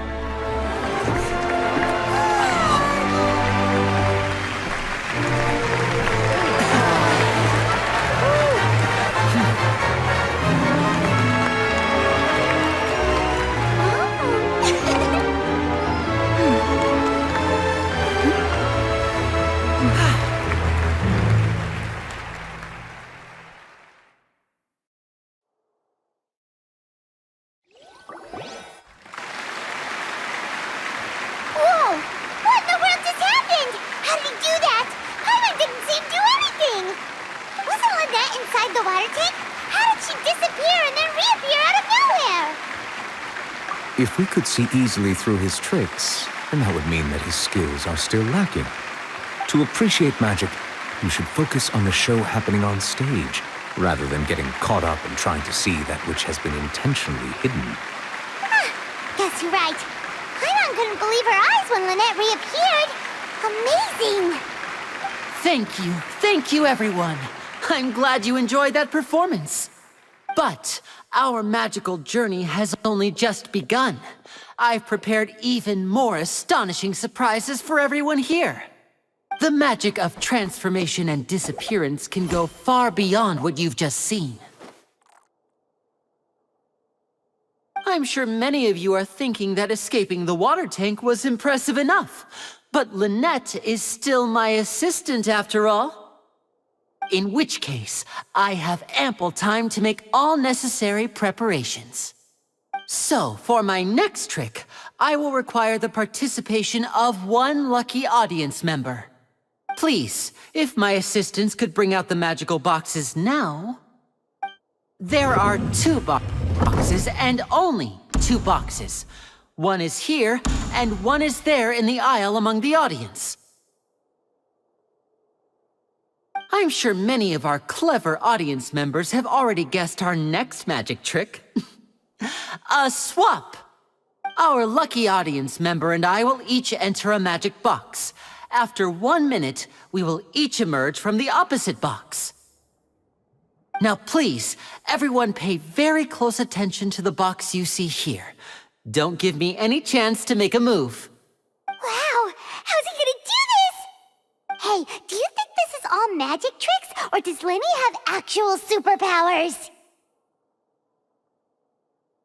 The lucky audience member will be generated by this random number selector.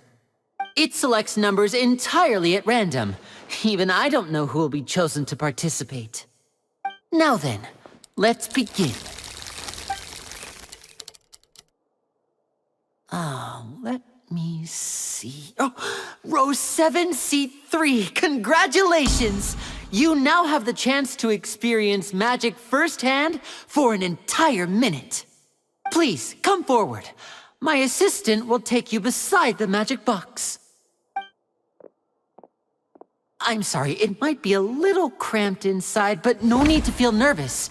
We've carefully arranged everything for you to be as comfortable as possible. You don't need to do anything, but no matter what strange things may happen, don't come out of the box. If the magic is interrupted, who knows where you might end up? You might even find yourself in the Fortress of Meropide. Oh, okay. All right. Before I enter the magic box, there is one more thing I need to ask the audience to do. Could you all give me a countdown? Like this. 60, 59, 58. Just keep counting down. You can go a little faster or slower if you like. I won't be able to see anything in the pitch-black box, so I'll be relying on your voices to know when time is up. Oh, and no tricks now. If you quickly count from 60 in just 30 seconds, then I'll be in a tough spot. Ooh! Paimon kinda wants to count faster after hearing him say that! No, that won't do. I can see it in your eyes. You still can't be trusted. Let's practice together. Come on, repeat after me. 60, 59, 58. 60, 59, 58! That's right, perfect. Keep it going. All right, I'll see you all on the other side once you've finished counting. 54, 53, 52? Huh? Why aren't you counting, Nervalette? I am counting in my head. I think things are exciting enough in here as it is. Merely a consequence of my identity and personality. Do not worry about me. Just enjoy the show. Oh, alright. You looked so serious that Paimon thought you might be feeling uncomfortable or something. 40, 39, 38! Mr. Lyney, are you all right in there? Is everything ready? Yes, I'm fine. I'm just double-checking the direction of the magic. It would be a disaster if we get sent to the wrong places. For example, mid-air right above the audience. Even though he's saying that, Lyney doesn't seem nervous at all.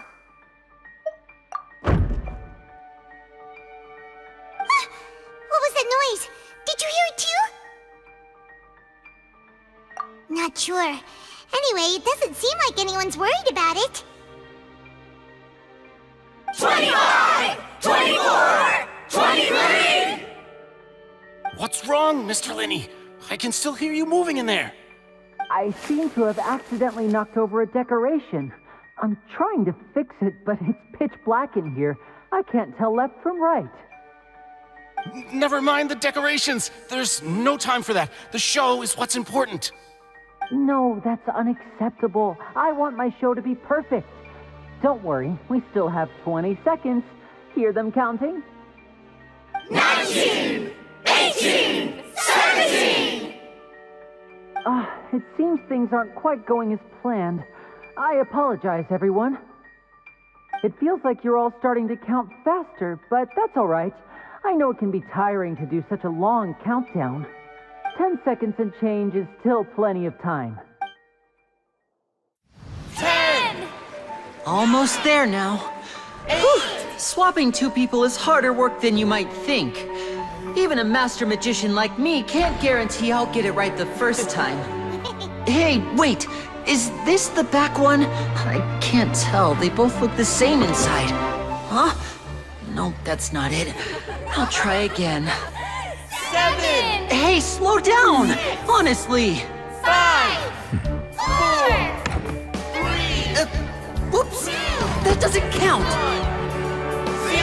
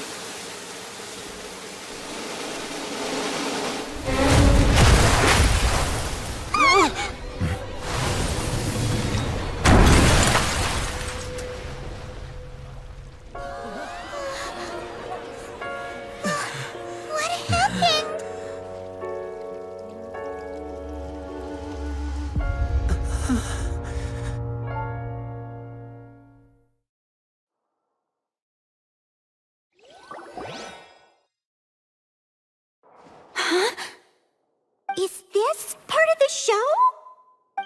Mr. Lyney, you're going to use magic to fix the stage now, right? What happened? Oh no. Maybe this isn't part of the show. The girl was still in that box, right? This performance is over. Medical staff with me. Guards, secure the scene and detain all the performers. Seal the exits. No one is allowed in or out at this time. Yes, that's right. If this was just an accident, then we must investigate the cause.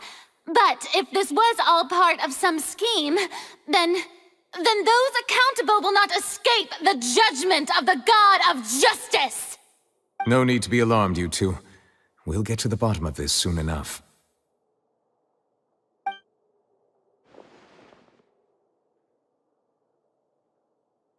Unfortunately, the person who is in the magic box has been pronounced dead.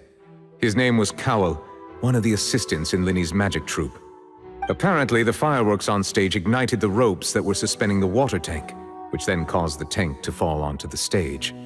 As of now, we are still not sure why we found Cowell in the box, rather than the guest from the audience. And after an initial search of the area, the guards have confirmed that the girl is nowhere to be found. It appears that this incident was not merely some mishap with the performance. And there are many indications that it is connected with the case of the serial disappearances of young women. The serial disappearances case? That's the case that Charlotte mentioned before! I know the truth. I can see through the whole thing. Really, using such a shallow and obvious mystery as his finale, did he really underestimate us that badly? I say that our powerful magician, Mr. Lyney, is now the prime suspect for the serial disappearances case. Huh? Why me? This whole thing was an accident. No, this all occurred during your magic show, did it not? The missing girl disappeared after being chosen, did she not? The deceased is one of your assistants, is he not? Now that I think about it, that whole speech about magicians making things disappear was nothing more than a provocation, a bald-faced challenge. That can't be right! How can Lyney do this? He was in the box on the stage the entire time! We can even hear his voice!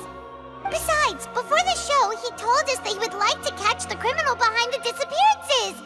He couldn't possibly mean catching himself! Save discussion for a later time, please. Lady Furina, may I assume that your comments just now constitute an accusation against Mr. Lyney and his associates, and that you are pressing charges? Huh? I just think that he... Well, I think it might be a little early to talk about formally pressing charges. But what Lady Furina said just now makes perfect sense. Looks like she's gonna personally deliver justice. A kidnapping and murder carried out under the cover of a magic show. Lady Furina said it all. I mean, of course, my dear people. But what excites me even more than the obvious truth before our eyes is the opponent I'll be facing. That's right. I mean you, Traveler. You'll support Lyney, won't you? After all, he was the one who helped you the first time we met. Then there's no problem at all. You know, the Traveler and I already had a duel the first time we met. But with Lyney's help, our little duel ended in a draw. But draws really are the most boring possible outcome. So, no more draws. Between the two of us, there must be a clear winner and loser. And what better place to hold such a riveting showdown and decide the true victor than here, on the grandest of stages, the Opera Epiclese! Huh. It wasn't a draw. She obviously lost last time. I understand. Charges have now been pressed, and as such, a trial is in order. Well, Traveler, seems Lady Furina has set you in her sights. But putting her dramatic rhetoric aside for a moment, I would like to ask you, are you willing to act as Mr. Lyney's attorney and defend him in this case? Very well. The trial will be held a day from now in the Opera House. Both sides may investigate the scene to build their cases and search for the truth. Lyney and his troupe are all potential suspects and shall remain within the Opera House. The audience may begin to leave in an orderly fashion once they have been cleared by the guards. A day isn't that long. Let's see what kind of case this big-shot Outlander can build in such a short amount of time. I'm really quite looking forward to hearing it.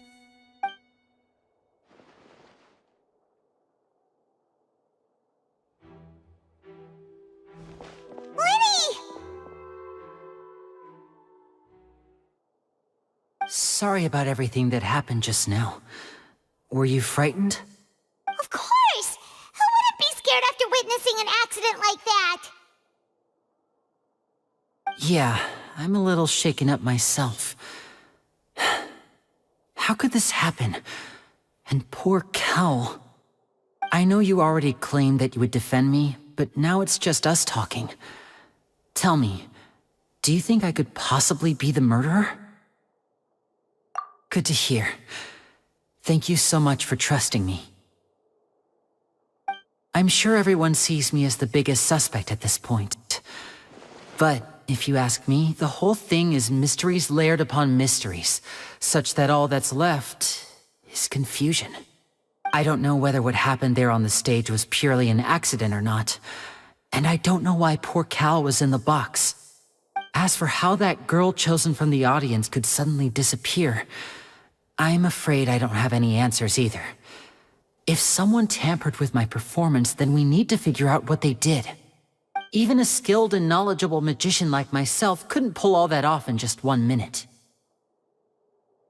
Which is precisely why we need to investigate!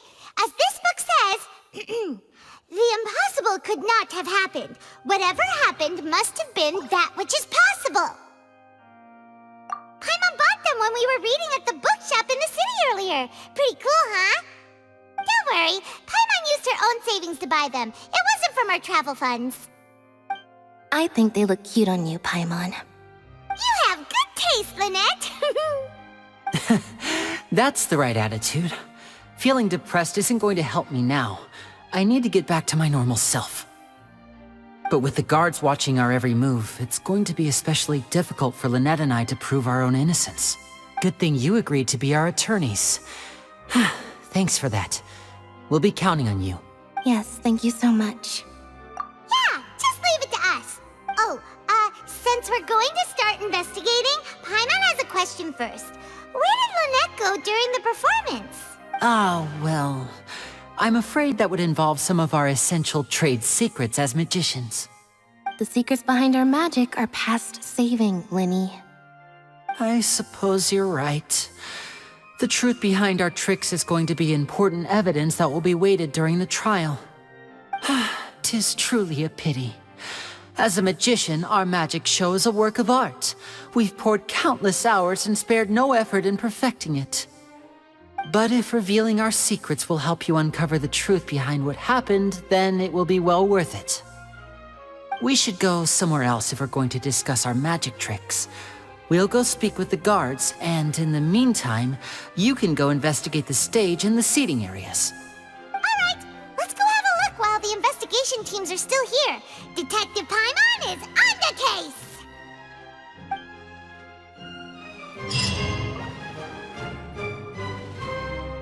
Hello, officer. How's the investigation going? Ah, I see. You must be the traveler that Lady Furina mentioned. Listen, I'll be perfectly honest with you. I'd avoid getting mixed up in this whirlpool of a mess if I were you. Huh? What do you mean? Come with me and you'll see. The deceased is one of Lyney's assistants, named Cal. Even though he hadn't joined the troupe long, he was hardworking and everyone generally liked him. The assistants are usually in charge of setting up and inspecting the props, as well as assisting with the show and keeping the crowd engaged. As you probably saw when you were in the audience, the water tank suddenly fell and smashed the box with Cowl inside it. This is the real mystery.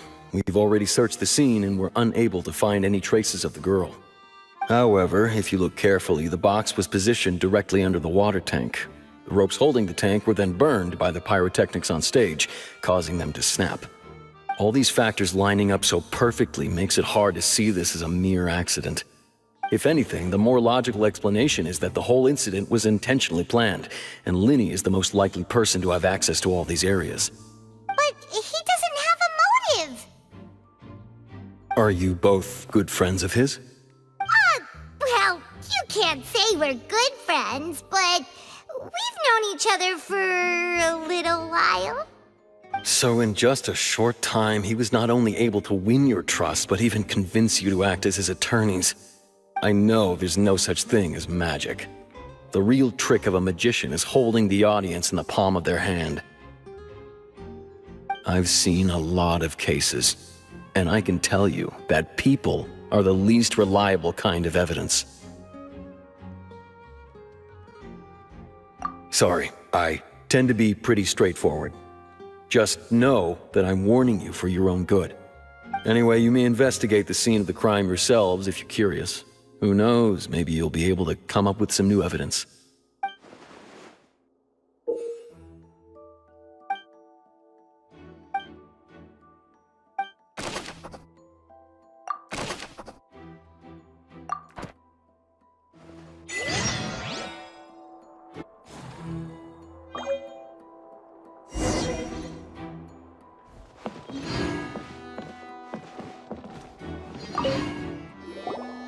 So this is the rope that broke and caused the water tank to fall.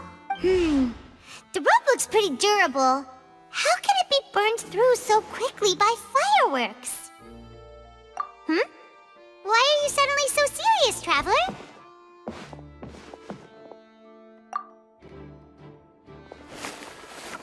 Whoa. Look! This bit is made from different material! Most of it was burned away, but there's still a little bit of it left. Huh. So if a rope meant to hold something was made with that kind of material in it, then that means... Wait! Why don't you write all this down? Let's take notes!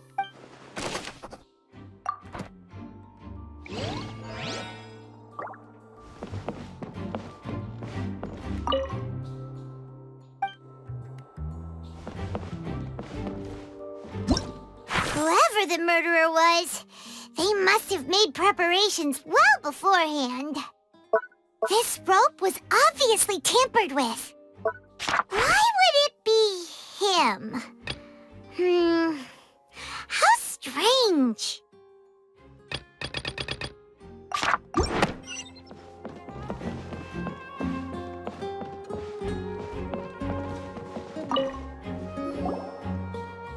The investigation team has some new findings. Turns out there's an issue with the random number selector after all. See, I told you. What if the machine picked some big guy's seat? You think the murderer would have still made his move then? Sorry to interrupt, but we're helping Lyney and Lynette with their side of the investigation. What were you saying about the number selector? There's something wrong with it? You're trying to help them? That'll be a tall order. Lyney used the machine to pick a random member of the audience during his performance, right? The lucky girl that later disappeared. Well, we thought there might be a serious problem with the machine, so we had it taken away for further inspection. It turns out that the seat number it picked wasn't random at all. The machine picks that same number every time. I'm sure you already know that you have to make a reservation in advance to get a seat, regardless of whether it's a trial or some performance. In other words, Lyney knew who would be sitting where from the very beginning. That much checks out. Lyney reserved our seats for us too. Bet you see why I was saying it'd be tough to make a case for Lyney.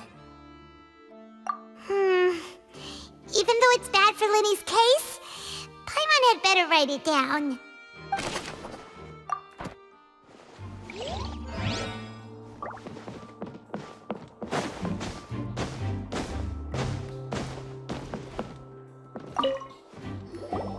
Hello there. What are you investigating? Oh, this location has also been cordoned off because the Magic Troupe members are currently considered prime suspects. The investigation team is still collecting evidence. The seats were all booked in advance, so we were able to deduce the missing woman's identity by checking the guest list. Sure, it's not like this is confidential information. We will publish it later anyway when we petition the public to help us find the missing person. Her name is Halsey. She's a painter from Fontaine who's made a bit of a name for herself. Apparently, she wasn't a regular at the Opera House, but she'd been feeling some pressure with her work lately, which made her decide to come see the magic show. The Magic Troupe members all claim not to know her. We have looked into her social connections. It seems that she has no personal grievances or conflicts of interest with the suspects. Simply put, she wasn't related to the Magic Troupe at all, which matches the features of the previous serial disappearances. Were the victims of previous cases also chosen at random? That's how it seems to us, in any case. Apart from the fact that they were all young women of around the same age range, there really weren't any other connections between them. Okay then. No need to be so formal. If you do happen to see the missing girl, please be sure to contact us. It is of utmost importance that we get to the bottom of these disappearances.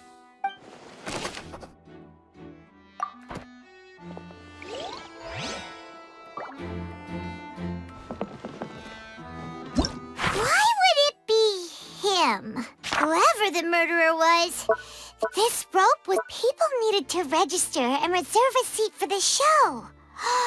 That, combined with this number selector, could allow you to pick a young lady instead of some old fogey.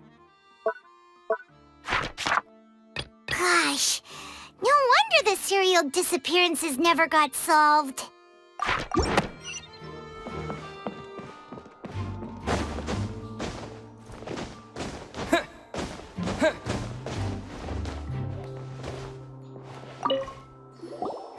I see that you're investigating the area. Well, it just so happens that I'm interested too. If you find any new and interesting leads, be sure to share them with me, all right? We don't have too many thoughts yet.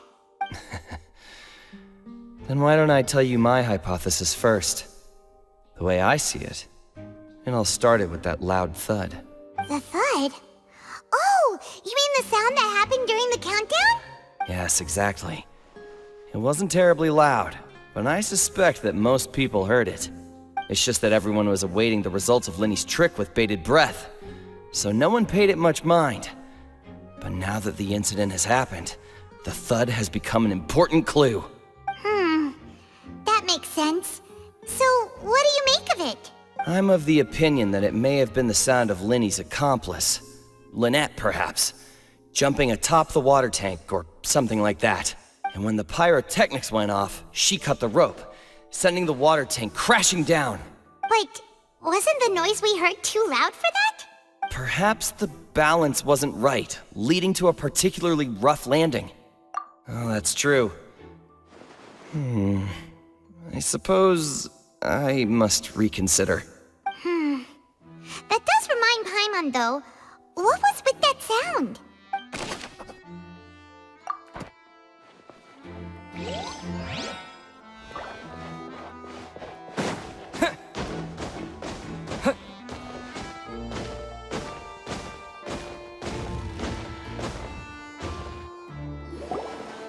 Hey, you! Yes, both of you! Over here! I've been keeping an eye on you for a while now. Huh? You mean us? That's right. If I'm not mistaken, you're also among those who wish to cut down the thorns and pursue the truth. No? And by the looks of it, you're not from Fontaine. Well, you're right on the more about that one, but who are you? Have you never heard of the Spina di Rosula? From mediating disputes and providing protection to solving conundrums, you name it, Spina di Rosula does it. And I, Navia, have the honor of being its renowned president. Though those who play by our rules call me boss. I'm Silver, her attendant. Pleased to meet you.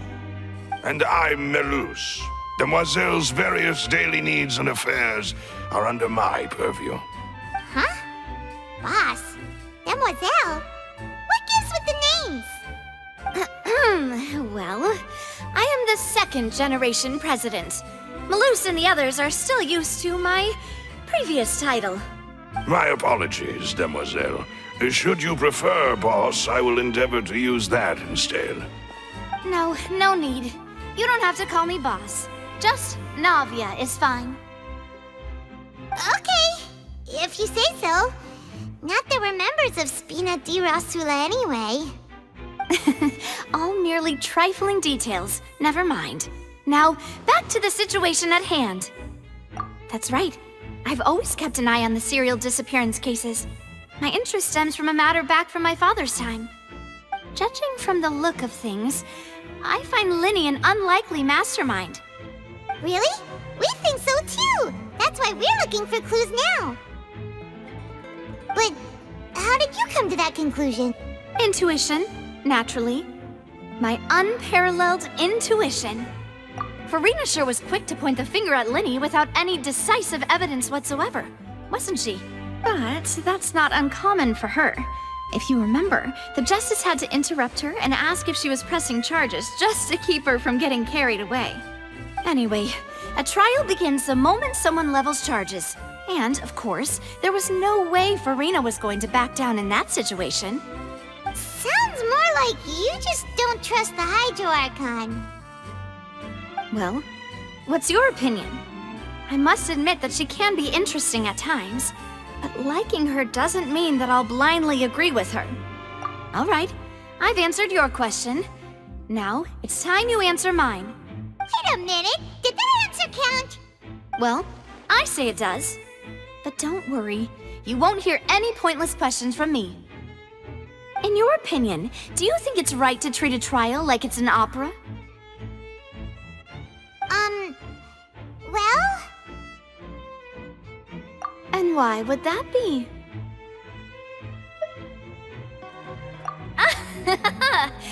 See, Silver and Melus? I told you they'd be different. Most astute of you, Demoiselle. I, too, think that the Traveler's response was most excellent. No matter how wonderful the script or how fervent the audience's expectations may be, the trials that go on stage here must be based in fact. And if that can be done, boss, then... All right, that's quite enough, Melus. Anyway, I like your answer. You passed with flying colors. Now, I need to make some preparations, following which our joint investigation shall commence. You two? Wait! Since when did we become assistants? Oh, well, I can be the assistant. Sure. Or your companion, if you like.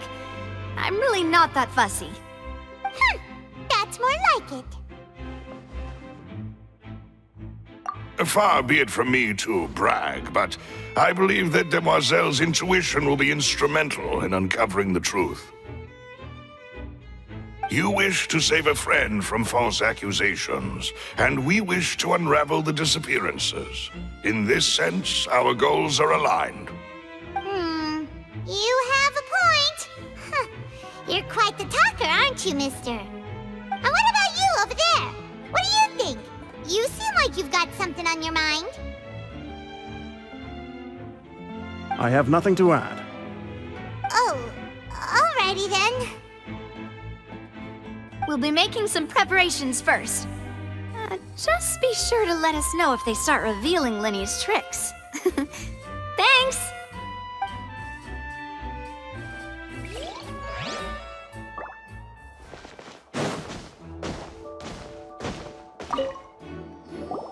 Sorry, but no one can freely enter or exit the Opera House at the moment. If you wish to leave, you must register your identity with us first. No, we're not leaving. We're representing Lyney and Lynette as attorneys, so we're investigating the case. Were you always guarding this entrance? Yes. After the Chief Justice gave the order, everyone coming in or out must undergo a strict inspection. So, the missing girl couldn't have left from here. At least, not from that point on. I doubt there was much opportunity then, either. How can you be so sure, Well, because I was in charge of security near the entrance at that time. I couldn't see Lyney's performance from here, which was quite a shame. Just my luck. But still, I did not abandon my post, and I stayed put no matter how loud the applause was.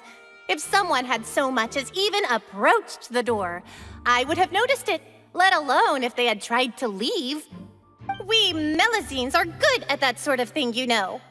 So, it's safe to say the girl couldn't have left through here. Alright, thank you for your help. This will be useful info.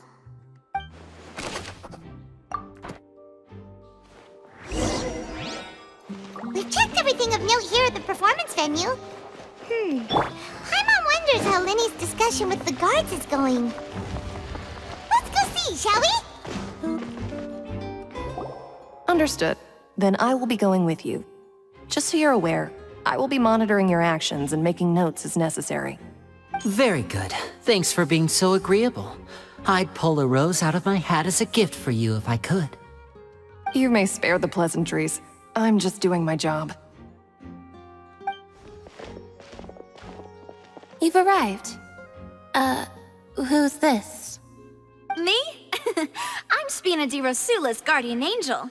If you've got a problem, I've got the firepower. Sorry, I got a little carried away there. Call me Navia. I'm a partner of theirs, and will be helping investigate this whole situation.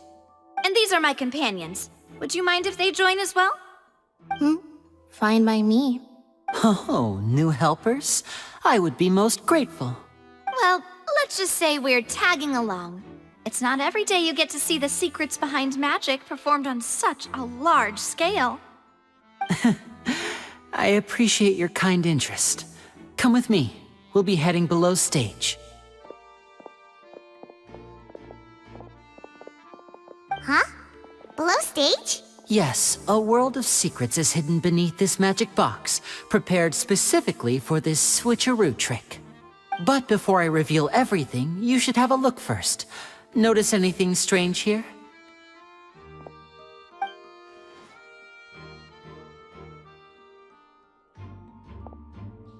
I'm not trying to be dramatic. Remembering the details of a trick will help you understand the methods used to perform it more easily. Huh. Weren't there balloons and other decorations here? Where did... Ah, good eye. That said, you're still far from discovering the answer. The back? You mean the inside of the door? What's different about it? Paimon didn't notice anything. Very good indeed. I thought you might not be able to catch that, given that you were sitting in the first row. The back of this door was patterned. Those patterns are now gone, replaced by a smooth wooden board. So, if you put 2 and 2 together, what do you get? Exactly. All right, let's go. I'll tell you how it works as we head down.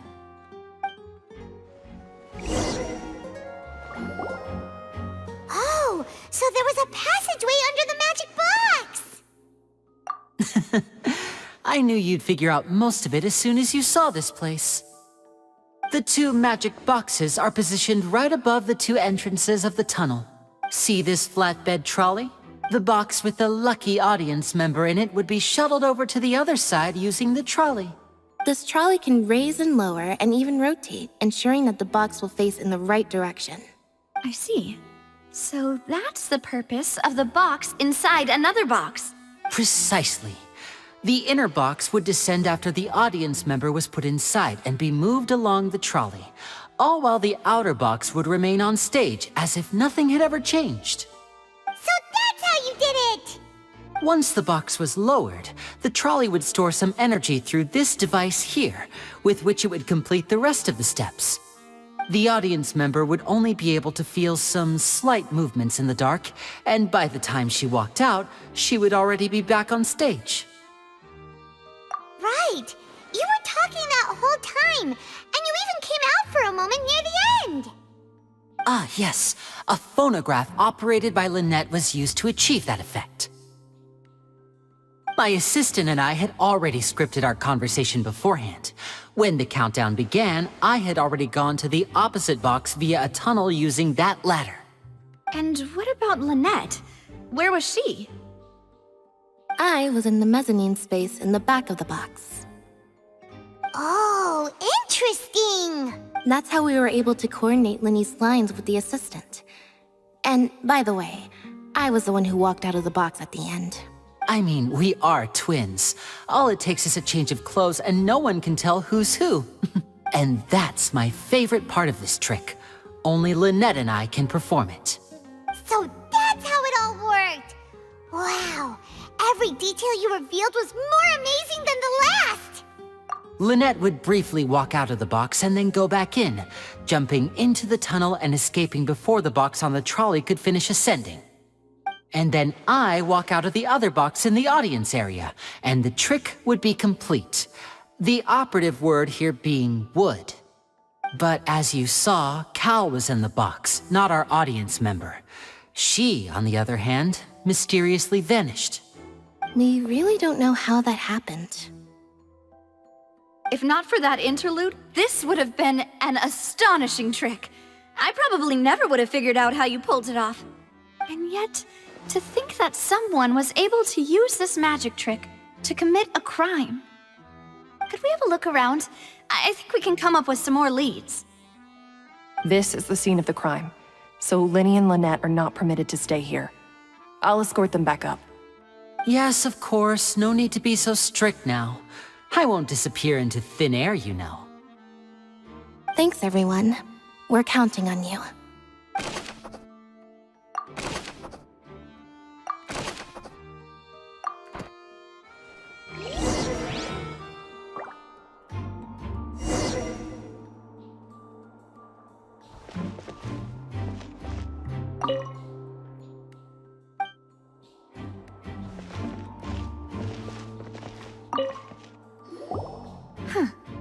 What's this? Looks like a hook tied to the end of a rope. Huh? There's all kinds of odds and ends here. Perhaps it was a prop for a different trick. But why would it have been left here?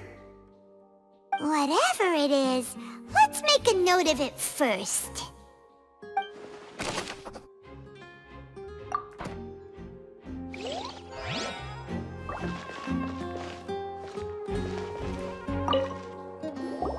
The floor is wet. Please be careful not to slip.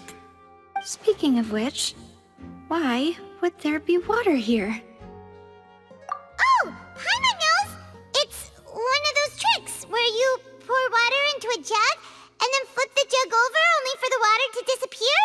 And here's a broken vase. Huh. Did the trolley knock it down while moving? That can't be. The trolley moves along tracks from start to finish. It couldn't have hit the vase at this distance. Let's note this down too and think about it later.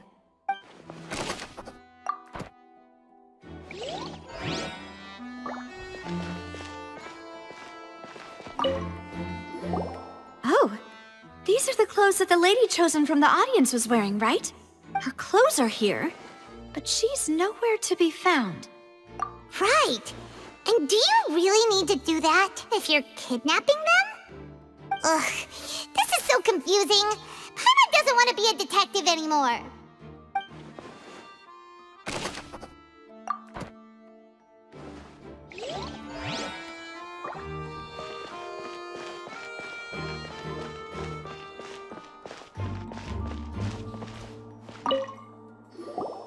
What is this place? It seems someone could fit through here. Huh. Could this have been the suspect's escape route? Alone, perhaps. But if they had to pull another person with them, the space would be too narrow. But there are no other ways in or out of here. Oh, you're right! Let Paimon write that down.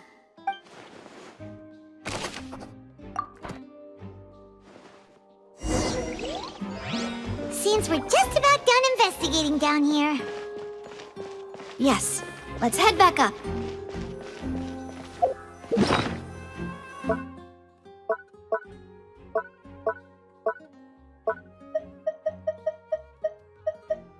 Why would it be him? We all heard that noise, didn't we?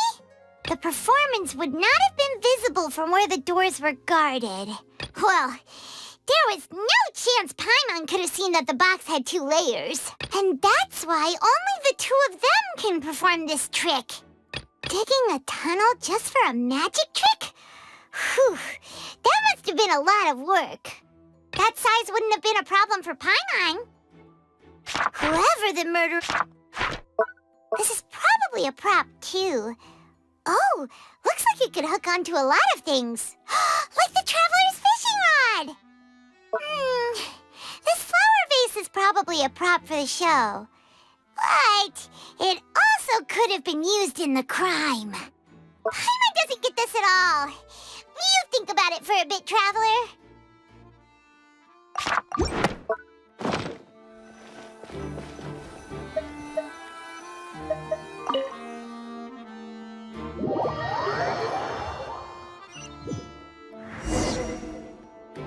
Well, we've ascertained the state of the crime scene.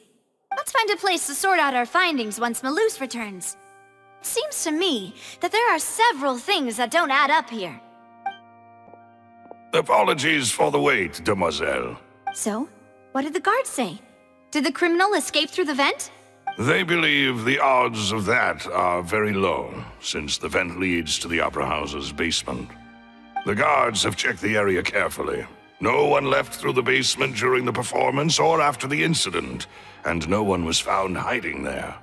So the tunnel's become like a secret chamber then! You know, like the kind you usually see in novels! The plot thickens. Halsey's disappearance and Cowell's death are both quite inexplicable. No wonder Furina was so confident in her accusation. All the current evidence points toward Lyney and Lynette. In other words, the charges are very likely to be upheld unless we make some considerable progress. Charges and then trial. So if the charges are upheld, they'll announce a sentence? That's right. This is how a trial goes in the Opera House. During the proceedings, the Chief Justice and the Oratrice will hear statements from both sides.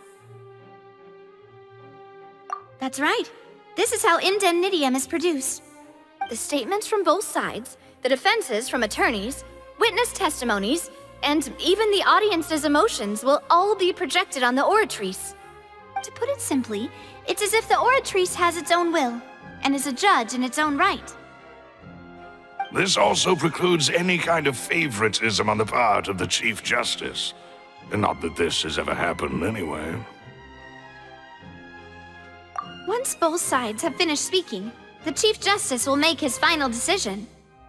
This, too, will be used by the Oratrice as a reference. Then, finally, the Oratrice will be consulted by officials. The result it returns is the will of justice itself. Huh? So that machine is the one that actually decides? Paimon thought Neverlet called the shots. In practice, there is very little difference. Both have always come to the same judgment, which is why people have great faith in the Chief Justice. Ah, yes, the guards also asked me to convey that none of us will be allowed to leave this place before the trial. Huh? Why? Because we've chosen to act as the twins' proxies. That makes us persons related to the case. They're concerned that we might be colluding with outside parties, or that we might find outside help to disrupt the case. And even if that were not so, it could prove problematic if we happen to spread key information about the case ahead of time. I'm ready to break out at any time. Whoa, whoa! There's no need for that! Paimon thinks they have a point! That said, are they providing food? Of course. I just hope you don't mind the lack of options. I'm afraid that catering to all tastes is not in the cards, nor is any guarantee of balanced nutrition. In that case, let's just sort out our findings together here. Pity. I was hoping to take you to try some of Fontaine's famous desserts, too. I mean, what better way to properly think through our findings than over some tea and sweets? Huh. Breaking out suddenly doesn't seem like such a bad idea after all. Just kidding! Just kidding! Paimon will still do her best, even if there are no snacks. What do you mean, no snacks?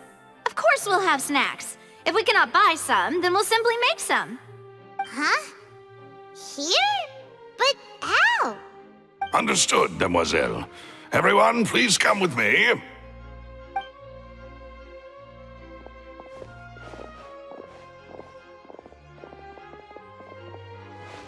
Wait, you're carrying a portable stove with you? Yes, I must be prepared to meet the demoiselle's baking needs whenever the fancy strikes her. I have eggs, sugar, and almonds at the ready. Good work, you two. Then I'll get to it. Please sit tight for a moment. You'll get to taste my awesome snacks soon enough. These three are quite the interesting group.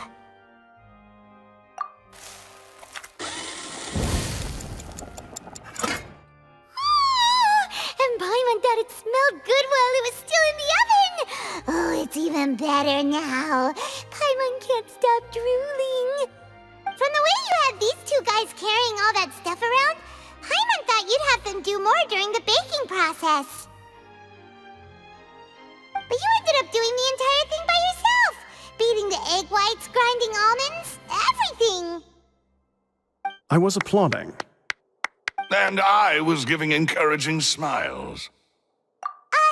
Paimon was just thinking, aren't you worried about getting your fancy dress dirty beating egg whites and baking like this? Well, I don't think it's carved in stone anywhere that fancy ladies can only read books, sip tea, ride horses, and play the piano. I just really enjoy making snacks. Don't underestimate beating egg whites, by the way. It's a real arm workout. You also need to beat them to just the right consistency, or your macarons will crack. Anyway, give these a try, fresh out of the oven. There's 3 for each of us. Only 3? Well, eating too many sweet treats might send all that sugar to your head. You wouldn't be able to think clearly about the case on a sugar rush, would you? Tea is ready to be served as well. This is Demoiselle's favorite, strong black tea with a floral fragrance that clears the mind and lifts the spirit. No need for concern. I'm merely doing as I should.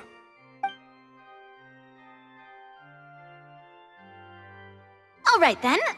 Down to business. As Paimon mentioned previously, the tunnel seems to be something of a secret chamber. However, we can assume that Lyney and Lynette were not alone within it. Some criminal also occupied its sealed confines. The magician twins could have committed the crimes, of course, but they lack any logical motive. Exactly! Why would they do such a thing right when everyone was watching? The flower vase and the thud we heard during the performance could indicate some altercation between Halsey and the criminal in the tunnel, resulting in the shattering of the vase, the discarding of her clothes, and her abduction. Perhaps the criminal thought that since she was chosen from the crowd, she would be too easy to identify if she was still wearing the same clothes. Paimon thinks that makes sense, but the real trouble is... True. None of the clues we found thus far support the existence of this third person. But the only people left to consider are both technically victims, whether it's the missing girl, Halsey, or poor Cowell. Huh. Could Halsey have secretly made modifications to the magic props in order to murder Cowell before making her escape? That's right. And even if she had tampered with the setup, she would need to understand the entire trick to pull it off. Nor does she have any motive. The guard said that she has never had any dealings with the Magic Troop's members. Were we not thorough enough in our search? From the sound of things, this is turning into an impossible case. Your macarons are amazing though, Navia. They smell great! They're nice and crisp and super sweet! They are my specialty after all. And I see you've already had 5 of them. What? 5? Oh, that can't be right. Paimon only counted 3, honest! Please don't worry about it. At my age, a few less sweets might actually be a good thing. No. Being greedy is one thing, but Paimon knows how to count. Besides, Paimon knows that if she ate too many, then others wouldn't have enough. Wait, even you don't believe Paimon? How could you? If Paimon ate those 2 extra macarons, then may they turn into stone in her stomach! All right, we get it. Well, I suppose one of us might have gotten too engrossed in our chat and eaten them by mistake. No big deal. Malus, set up the stove again if you would. Huh? What are you doing? Making sure everyone gets 3 macarons, of course. Exactly. We don't want to trouble you. As you wish, demoiselle. And I have the egg, sugar, and almonds. Well, this really is your hobby, huh?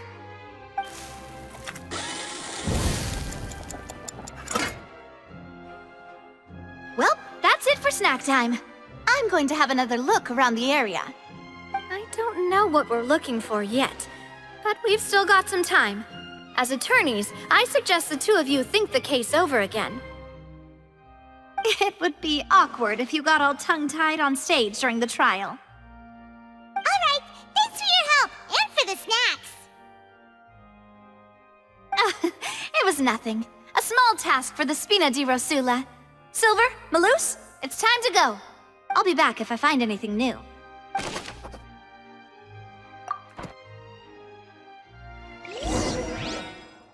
Alright, it's time to put our heads together. We've got to get our defense ready for the trial. Oh, it's probably gonna be a long and difficult case. There's no point in worrying about that now. We just need to prepare. Here, take Paimon's notes. They should help you review the situation.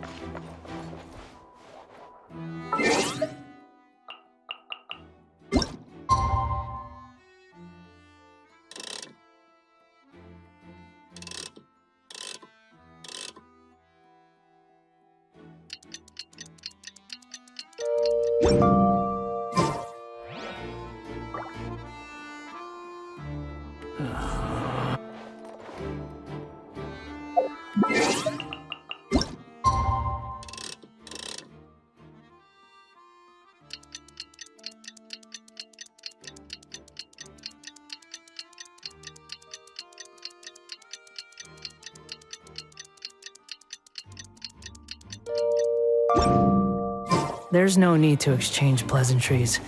It's rather pathetic to force a conversation just to occupy silence.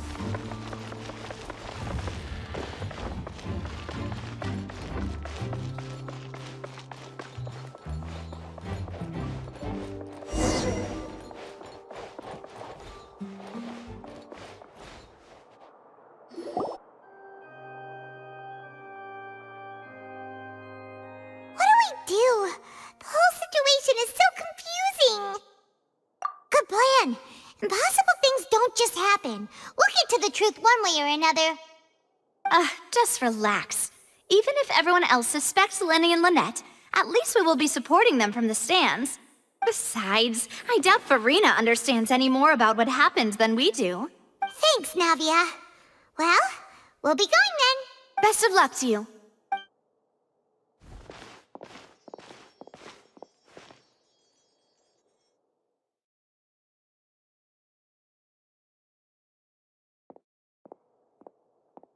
Ah, finally, you're back.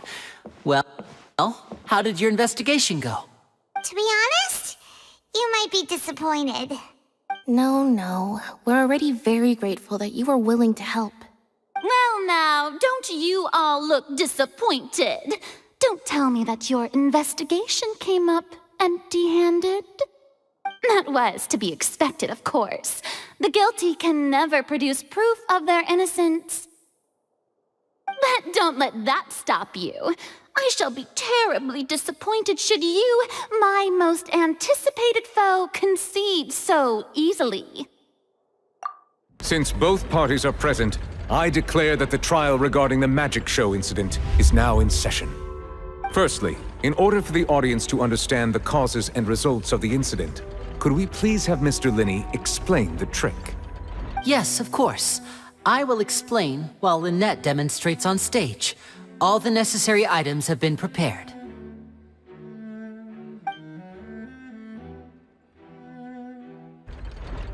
Thank you, Mr. Lyney. In that case, I take your statement to be that you ran to and remained hidden within the magic box in the audience stands once the trick began, and thus could not have committed the crime. Is this correct? Yes, that's correct, Your Honor. In that case, I call upon the prosecution. Lady Furina, do you wish to refute his statement in any way? Why, of course I do. Allow me to take the first shot and break this case wide open. Mr. Lyney is clearly lying. There is no way you could have been in the box the whole time if you were to abduct Halsey and murder Cowell. In fact, I'd say you were hardly in that tunnel at all. That is simply your hypothesis based on the presumption that I'm guilty. Oh, is that so? And if I may ask, what did you hear while you were inside your box? The roaring countdown of the crowd, of course. That's how I kept track of the time and built anticipation for the finale. And you didn't hear anything else at all? Nothing that might leave an impression of any kind? No, nothing. I see. But when the count reached 30 seconds or so, there was a thud. One so loud that I believe practically everyone heard it. Huh? Hey, hang on. Something's not right here. Yeah, I'm sure he could have heard a noise that loud from inside the box. I was right by the box, and I definitely heard the thud. Look at those scales. Could those mean... Well then, ladies and gentlemen, allow me to use the words of the magician himself. You never know what can happen in the blink of an eye. Indeed, it seems his alibi can also collapse in the blink of an eye. Of course, I have armed myself to do far more than smash your alibi. Confidence cannot go unfounded, and my foundations are rock solid. Tell me, aren't you and Lynette actually from the House of the Hearth? The House of the Hearth? No wonder they did something like this. So the serial disappearances were the Fatui's doing. Now it all makes sense. I've got a feeling that what happened on stage probably wasn't just an accident. That's irrelevant. Our identities have nothing to do with what happened. Indeed. Then perhaps you could tell us everything that happened during that 1 minute. Your first priority is to prove yourself innocent after all. I'm sure there is little that needs to be kept secret now. Unless your script already has holes in it. The Outlander is speechless. My, oh my, don't they look flabbergasted? Now comes the infighting and discord, I suppose. This was almost too easy. Oh, good thing I made all those preparations. Seems the all-nighter I pulled last night is really paying off. didn't tell us this before? Order! Order! Mr. Lyney, allow me to re-establish the facts. Lady Furina has raised 2 points. First, when the thud was heard in the Opera House, you were neither in the box nor the tunnel. Second, you and Ms. Lynette are both members of the House of the Hearth. Are these claims true?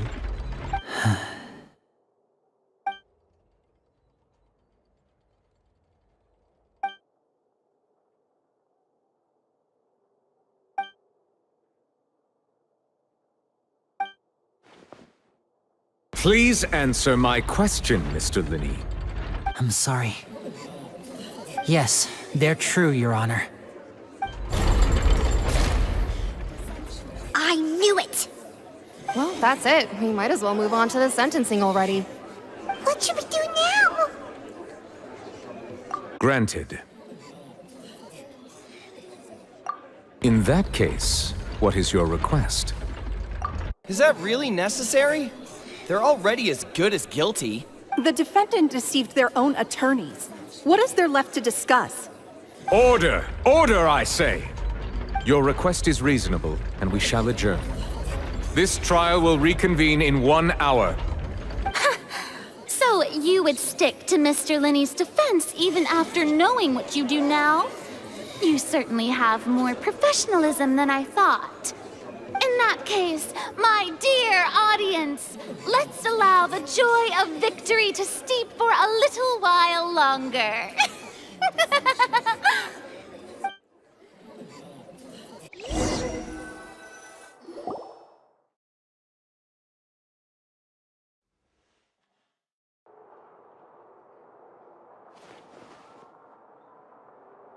Well, this is awkward. I didn't think the Hydro Archon would dig all that up. I'm sorry, Traveler and Paimon. Yeah, sorry. Paimon doesn't know where to start. We trusted you two. We based our entire reasoning on the assumption that you weren't bad guys. Not to set the wrong tone or anything, but Paimon's really mad! I'm very sorry. I know you're angry, and reasonably so, but please, let me explain. I know you've clashed with the Fatui several times before. I wouldn't be surprised if just hearing the word is enough to make you upset. But our organization is very, very large, and the Harbingers have very different personalities and goals. Right now, we want to save people. As many as we can. That's right. I'm sure we're on the same page when it comes to this nation and the disaster that its people might face. I knew if it weren't for our respective identities, we could become good friends. That's why I didn't wish to flat out lie to you, but chose to hide some details instead. The truth is very important, but being completely transparent about everything would see us spending more effort than we need to. Right. So, you be the judge. Heck, if I were you, I fear that I'd even struggle to trust me at this point. You met a Fatus who works as a magician, a trickster by trade.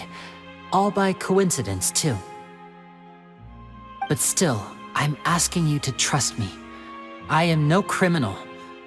At least, not in this case. Sorry. Please forgive us. Well, you both say that, but... Right, let's hear your answer first, and no lies now! Of course. I'll answer any question you ask. We've been trying to find out how the Oratrice operates. We want to know why it has a consciousness. Why can it deliver sentences accurately? During our investigations, we learned that the machine's core is beneath it. From that moment on, Lynette and I have been designing this box swap trick, with the objective of getting close to the core. Is that why you needed a whole minute? That's right. In truth, the audience would take about 75 seconds to count down from 60, while I would only need 15 to get to the opposite box. So, after jumping into the tunnel, I accessed the Opera House basement via the vent, and went to investigate the room in which the core is stored. That air vent was created during the construction of the tunnel specifically to execute this step. Well, nothing. As soon as I reached that room and was about to investigate, I heard someone's voice. Which should have been impossible, of course. I was quite certain that I was the only one in the room. That voice seemed to recognize me and tried to speak to me. I chose to err on the side of caution and retreated the way I came. On the way back, I saw the broken vase and the clothes on the ground, but the countdown was almost finished, so there wasn't time to give it any thought. After that, the homicide occurred just as you saw. Well, that explains why you didn't hear the thud. Because of that prophecy I told you about, of course. We must know all we can about this nation's secrets in order to deal with that prophesized crisis. That's the only way we can save everyone. So, there you have it. The whole truth. I swear, I didn't hide anything from you this time. It was never my wish to proceed under this cloud of mistrust either. But like I said earlier, you can be the judge. If you want to leave because you don't trust the Fatui, there's nothing I can do to stop you. Well, Traveler, you decide. Paimon will follow your lead however you choose.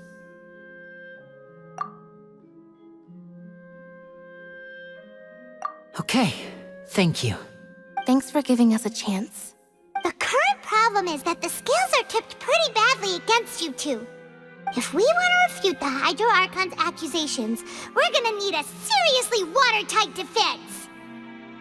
Huh? Oh, Paimon thinks she gets what you mean.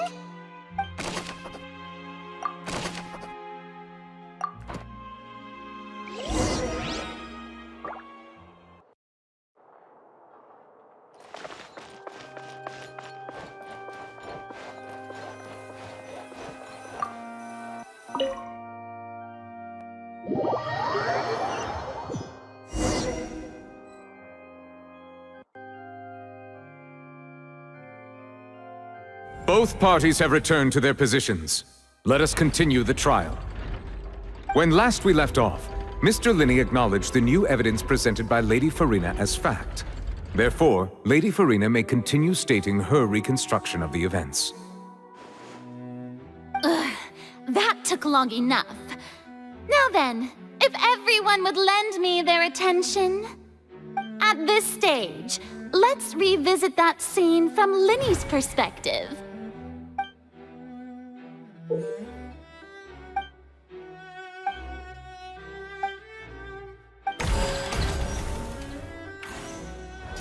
As the countdown began, he entered the tunnel. When the flatbed trolley passed, he opened the box and got into an altercation with Halsey, which caused the loud thud. He did not realize that this sound could be heard by everyone in the opera house, which is why he claimed earlier that he could not hear the sound. Finally, he used the vase to knock her out, before making her change clothes to prevent others from recognizing her. At this time, Cowell arrived in the tunnel, having heard that strange noise, and caught Lyney red-handed. So Lyney proceeded to knock him out too before stuffing him into that box. Afterward, Lyney passed the unconscious Halsey to his accomplice through the magic box in the audience stands, before operating the devices such that Cowell's death would be ruled an accident. And there you have it. That's the truth behind what happened. Does the defendant's side have any objections to Lady Furina's description of the events? The key to refuting Lady Furina is the order of events, what Lyney experienced and what he saw.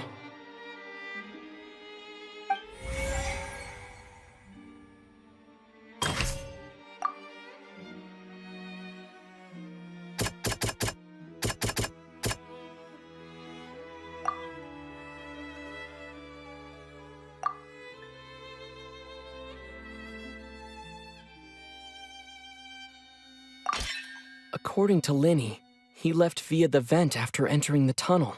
He couldn't have had that altercation with Halsey.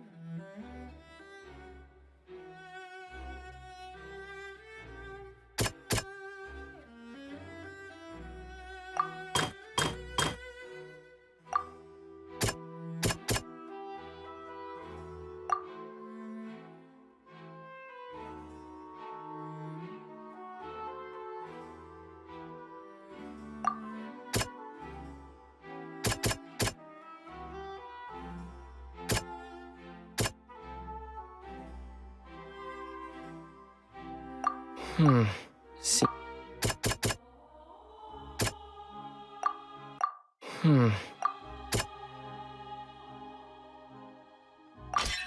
Lyney did not take part in the underground altercation.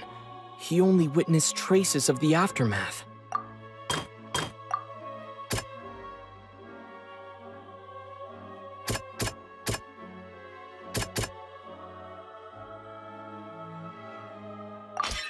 Lyney went to the room that contains the Oratrice's core. This is the actual truth. Attention! Ace Detective Paimon has something to say! When the countdown started, Lyney did indeed go into the tunnel. But he immediately used a vent to access the Opera House basement, which is where the underground core of the Oratrice is stored. Once he reached that area, he heard a voice in what should have been an empty room. Since he felt something was amiss, he returned immediately. The crime scene had already developed by the time he reached the tunnel again, and in order to complete the magic trick, he did not remain there for any length of time. Finally, he reached the surface, and that was when the accident happened from his point of view. Therefore, he's innocent!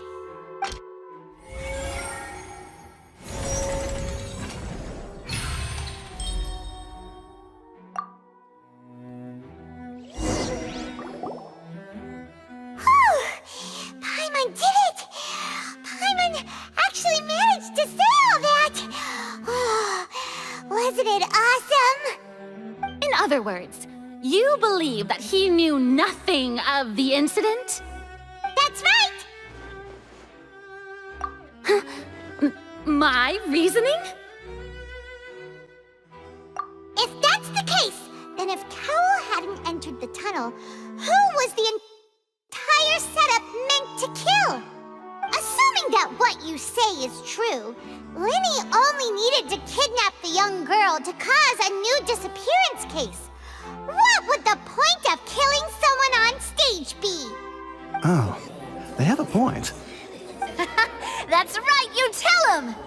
And that's why they're partners of mine. They've managed to turn things around. Oh, well, your denial is very strident, I'll give you that. But what proof do you have to back your claims? Of course I do. If he had been in the magic box the whole time, how could he have not heard that sound? Why do you ask? You're saying that he wasn't?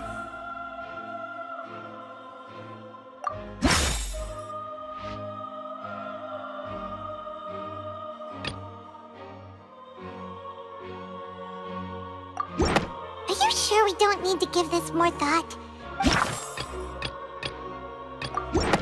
That's right! Lyney wasn't in the box or in the tunnel. That's why he didn't hear anything strange during the performance. This means that when the crime happened, Lyney had already entered the basement via the vent. The same clue you used to disprove his alibi has now become the best proof! Ha ha! How do you like that? Well played. To think you'd use such logic.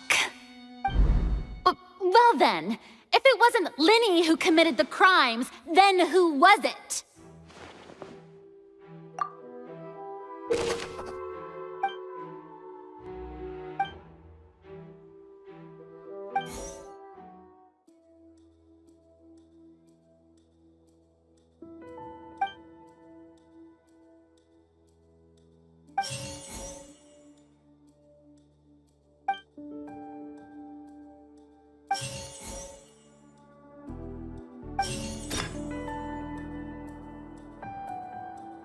The deceased's name is Cowell.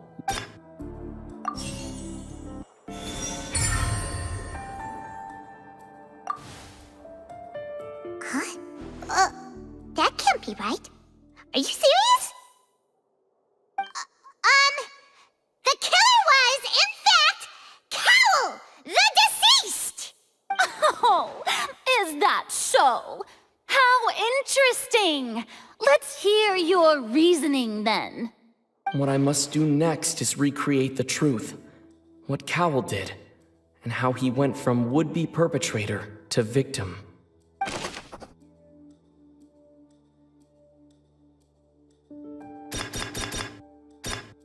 It would have been tough for both people to fit into that vent. They would likely have bumped.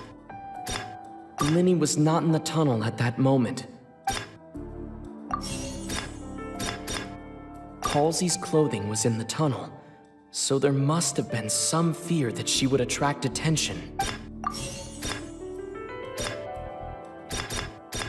No one entered or left the Opera House through its entrances. It would have been tough for both people to fit into that vent. The sound we heard may have come from a clash between the missing Halsey and the criminal.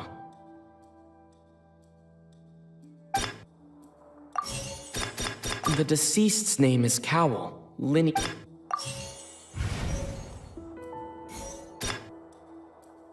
No one entered or...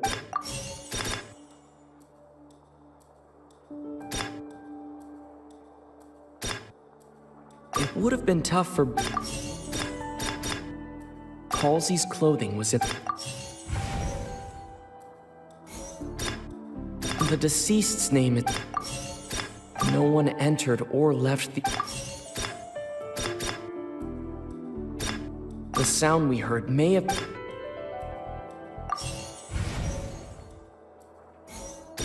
It would have been tough for...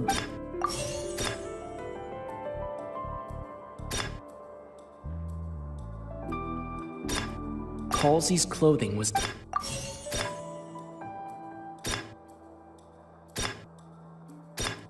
No one entered or...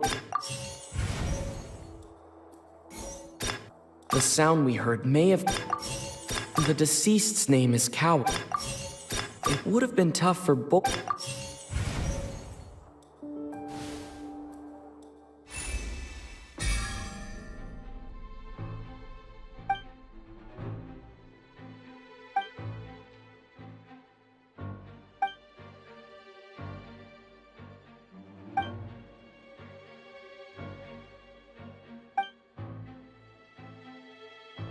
What's wrong, Traveler?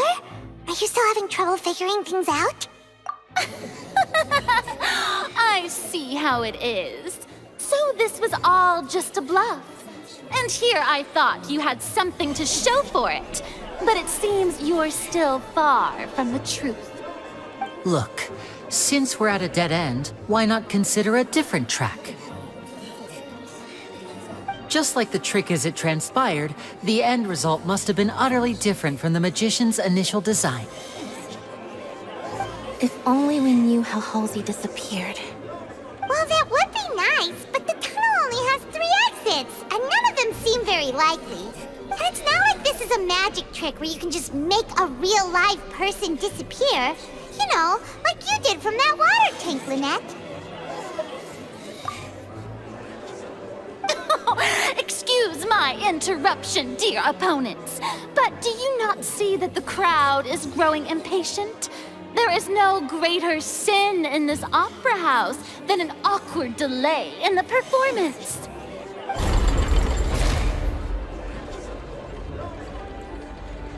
If the defense is unable to make further effective arguments, we will move on to the next stage of the trial. Lyney was not in the tunnel at that moment, which gave our criminal ample time. The sound we heard may have come from a clash between the missing Halsey and the criminal. The deceased's name is Cowell, Lyney's assistant. He would have been able to tamper with the equipment. The vase was not broken by chance. It was used to cover important evidence. The water!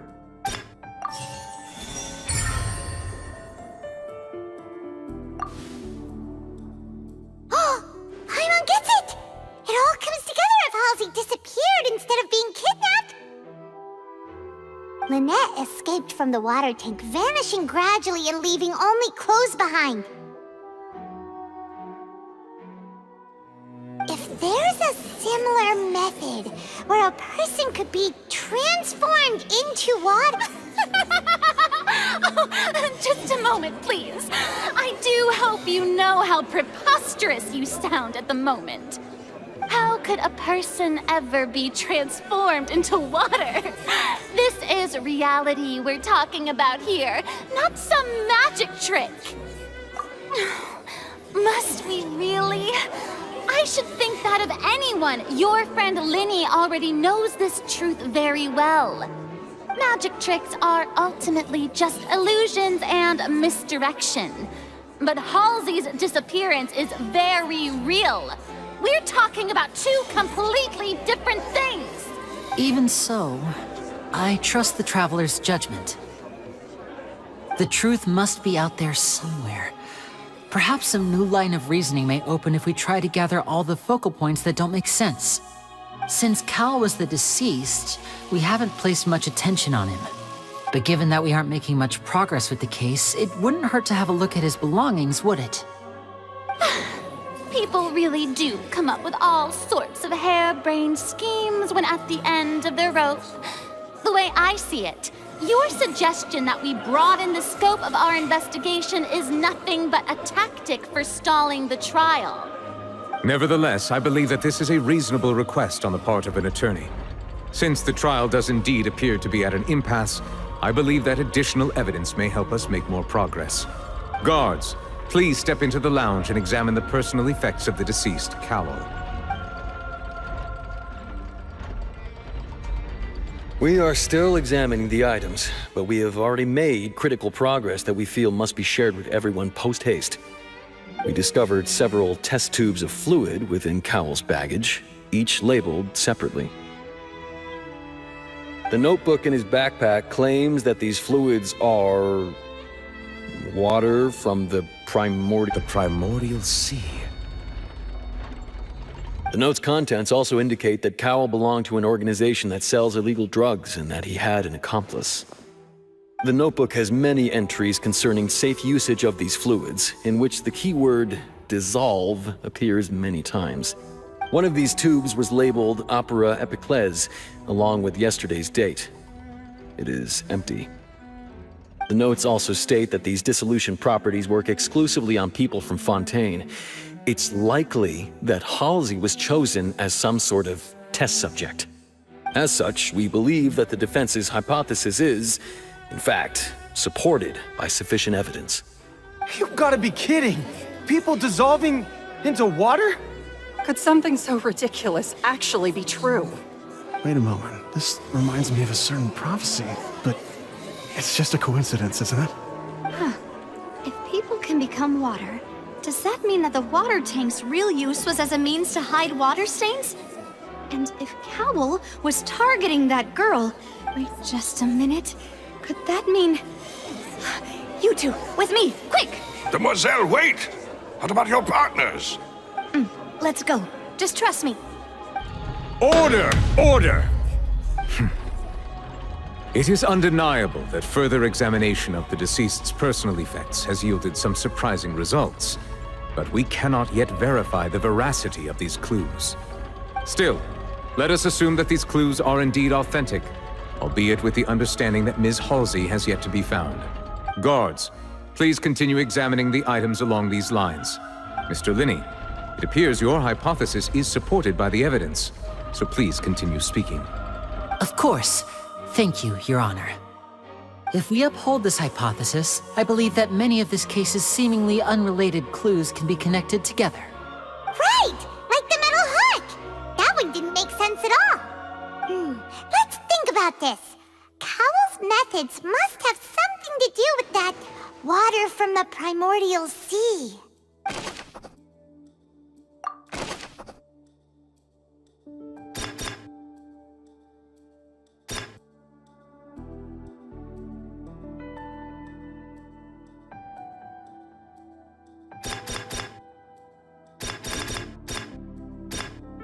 The water from the primordial sea should already have been prepped before Halsey entered the magic box.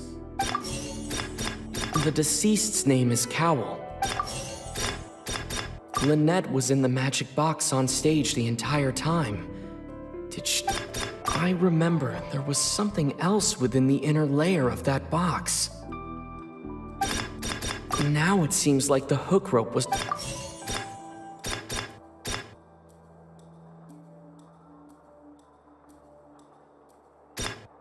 I remember there was something else within the inner layer of that box.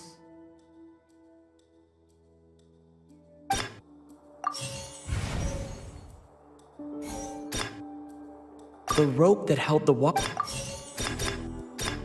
Lynette was in the magic box on stage. The water from the primordial sea shook.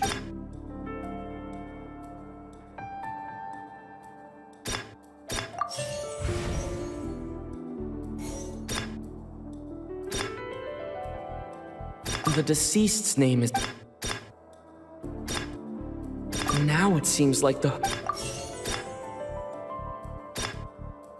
rope that held the The deceased's name is... Lynette was in the magic box. Now it seems like the...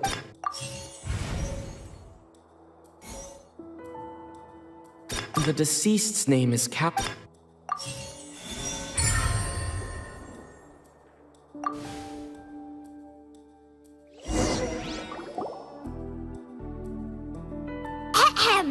It's Ace Detective Paimon's time to shine again! In the original plan, Cowl would tamper with the water tank rope and the number selector securing his target. When the magic box containing Halsey was lowered, the metal hook would retract gradually and pierce the balloon at the top of the box. When the balloon attached to the box popped, the water from the primordial seed inside it would pour down and dissolve Halsey. Afterward, Cowl would enter the tunnel and break the flower vase to conceal the water inside the tunnel, with the remaining evidence being covered up by the water tank on stage. But he encountered something unexpected in the tunnel and wound up being fatally hit by the same water tank he meant to use to cover his tracks. Huh. That does make sense. That actually links together a lot of the more confusing pieces of evidence. Oh dear, what do I do? Even I think they sound convincing now. Have I falsely accused an innocent person? What a humiliation. Now, it seems like the only point of contention remaining is the exact circumstances that led to Cowl's death. His notes mentioned he had an accomplice who could be related to the situation. On that note, the guards have just contacted me indicating that they uncovered new evidence. I shall now invite him on stage to share it with us. Thank you, Your Honor. We were just inspecting the luggage of the other people involved in this case. And we found an identical sample of the water from the primordial sea among Lyney's personal effects. What? That can't be. Oh, I see. Well, how wonderfully comedic to have your own counterattack only to come back and wound you. Does this not clear all doubt? My dear citizens, my loyal audience, allow me to present my reasoning and bring this performance to a swift close. Lyney did not need to take part in the dissolution of the young woman at all. Indeed, he did leave the scene via the vent. Having made modifications to the props beforehand, his accomplice Cowl then caused Halsey to vanish using the water from the primordial sea. But upon his return, in cruel avarice, Lyney desired sole credit and prepared to do away with his partner in crime. Ultimately, he knocked Cowl out, and the tool meant to cover the crime up also became a murder weapon. Now, as much as I regret having come to such a viciously straightforward conclusion, it does seem that the famed Fatui is quite the cold-blooded and ruthless organization. Am I right, Mr. Lyney? We've used up all the evidence we collected. There's no way for us to make a rebuttal here. Is this the end of the road? Oh no! Paimon can't think of anything either. It doesn't look like there's any way around this. Seems using the water as new evidence was too good a move. Why did this have to happen now? I think we've all seen enough now, and we have ample witnesses to my flawless reasoning. I believe this is indeed the finale! Now then, my good, noble Chief Justice, should we not, in your view, move... Excuse me, everyone, but I must interject! Miss, I must ask you not to shout, and to respect the ongoing legal proceedings. Oh, come on. Don't be hasty. I have a good reason for interrupting, you know. Now, would anyone here like to take a little break from all this debate and see a little magic? I'll show you an amazing trick. One that can bring a young woman who has disappeared back in the flesh, right before your very eyes. Please, do the honors, Mr. Lyney, if you would be so kind. What in the world is she saying? No offense, miss, but miracles like that are beyond my scope as a magician. Come on now, don't be silly. Magic is all about misdirection, isn't it? It often conceals the truth while presenting a fascinating illusion. But once everyone believes the illusion, can't magic reveal the truth to them once again? And wouldn't such a trick be the most marvelous finale to today's performance? Come on, Lyney and Lynette, give it another go. Don't worry. Spina di Rasula has made the necessary arrangements on your behalf. But, as the magic makers and stars of the show, I think I should leave the final performance to you. I understand.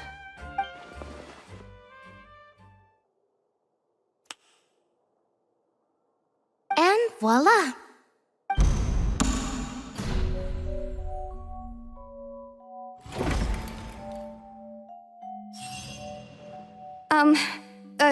Sorry for the interruption.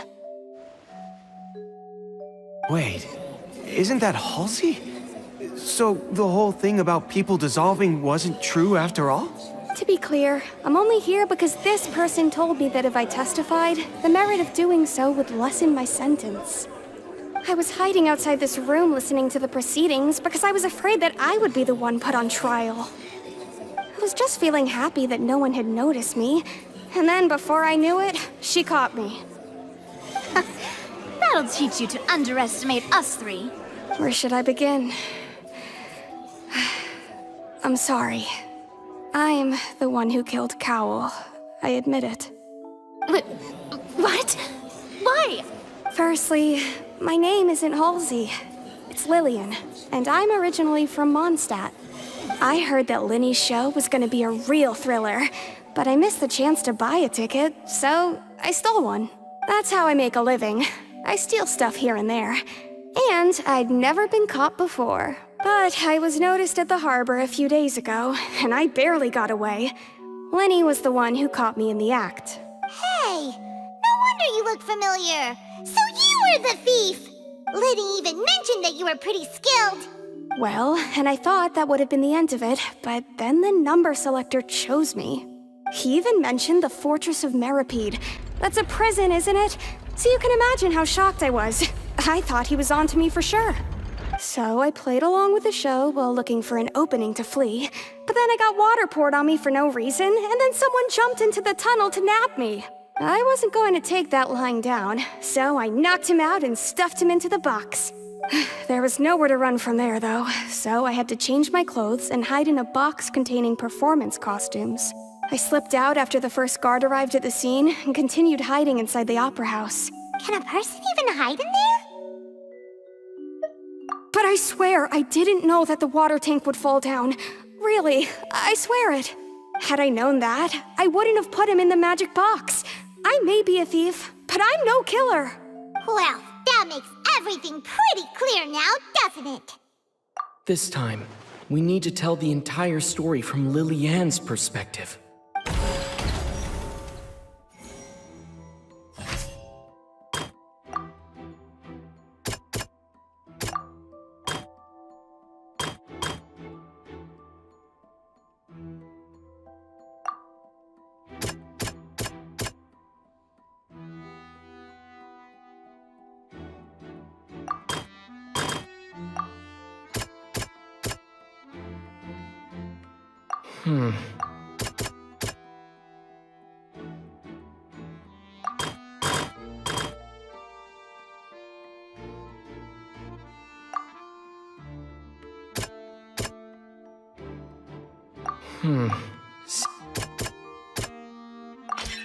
The flower vase was not broken to cover anything up, but was smashed during the struggle between Lily-Ann and Cowell.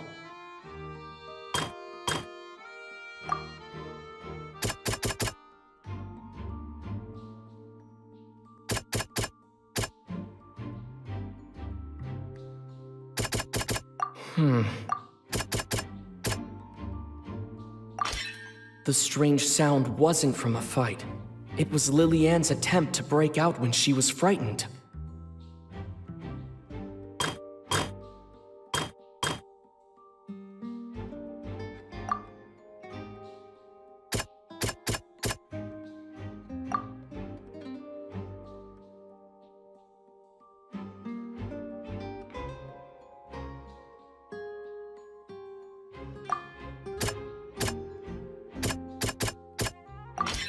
Lily-Ann was afraid that she would be recognized if she left, so she changed clothes and hid, biding her time. Just what one might expect of an experienced thief. And it's Ace Detective Paimon time! Having been selected out of the blue, Lily-Ann panicked. Her panic only intensified after she entered the tunnel and had water poured on her head. So she kicked the door open, producing the thud we all heard. Hearing the commotion, Cowell leapt into the tunnel, only to discover that Lily-Ann had not dissolved. He did not know that Lily-Ann was not from Fontaine, but was a thief who made her way in by stealing a ticket. Mistakenly believing that the water from the primordial sea needed time to take effect, he tried to force Lily-Ann back into the box. The two broke the flower vase during the struggle, but Lily-Ann came out on top, knocking Cowell out and putting him in the box. With no way of escaping, she changed her clothes and hid in the costume trunk until the performance ended.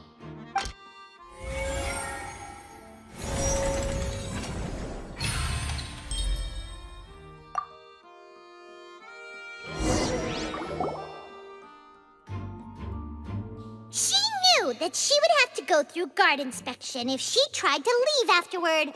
So, she has been trapped in the Opera House these last 2 days. She had already become desperately hungry by the time we were chatting over macarons. So, she swiped 2 of them right under our noses. Talk about a sneaky thief. At this point, all the events that happened in the tunnel have now come to light. Ah, so that's the whole story. Bravo! Bravo! Now then, Lady Furina, do you wish to speak against the defense's statements? Please answer the question, Lady Furina. Also, if I may add, the trial has not yet ended. As such, I request that the prosecution not leave the room before the proceedings have concluded. What, are you reading my mind now? No, I have no further arguments. I admit defeat. But really, could you at least have left me with some dignity? Wow, look at that! She's like a deflated balloon now. If there are no objections, then as the Chief Justice of Fontaine, I shall once again repeat the full sequence of events. The actual perpetrator of the serial disappearances, Cowell, selected his next victim from the audience reservation list. With some modifications to the selector, he could ensure that the pre-selected young woman would be chosen. To cover up any evidence while committing the deed, Cowell thought of allowing the water tank to fall, which would conceal the water left behind after the young woman was dissolved. He also tampered with the rope suspending the water tank, using the fireworks at the end of the performance to cause the tank to drop and hide the watermarks. He poured the water from the primordial sea into a balloon during the preparation of the magic box and stuck it to the box's lid. Finally, he passed the prepared hook on a rope through the gap in the magic box's door when bringing the young woman to said box. When the magic trick officially began, the box containing the woman was lowered into the tunnel, tightening the hook rope and bursting the balloon containing the water. If all had gone to plan, the young woman would be dissolved at this time. However, Lillian was not from Fontaine, and thus fled the box with a loud noise. Realizing that there was trouble, Cowell entered the tunnel and met Lillian. Thinking that the waters had not yet taken effect, he decided to proceed. However, his opponent was more capable than he thought, and he was overcome, knocked unconscious, and placed into the magic box, and thus became his own final victim. Lillian, according to her own statements, then changed clothes and hid until the performance ended, before hiding in other parts of the opera house. As for Lyney, he was in the underground structures within the opera house, and was thus ignorant of these happenings. From this reconstruction of events, we can conclude that Lyney, the accused, is in fact innocent. While there is much in Lyney and Lillian's conduct that should still be investigated separately, this case, at least, can be handed over to the Oratrice to make the final decision.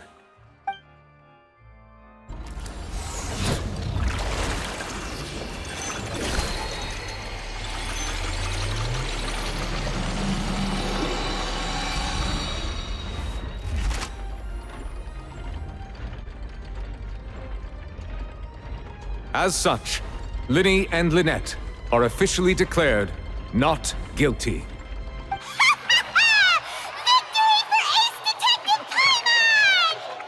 Great work, partners. Thank you all. Thank you so much. Next, I think we deserve an explanation, Guard Vaughn.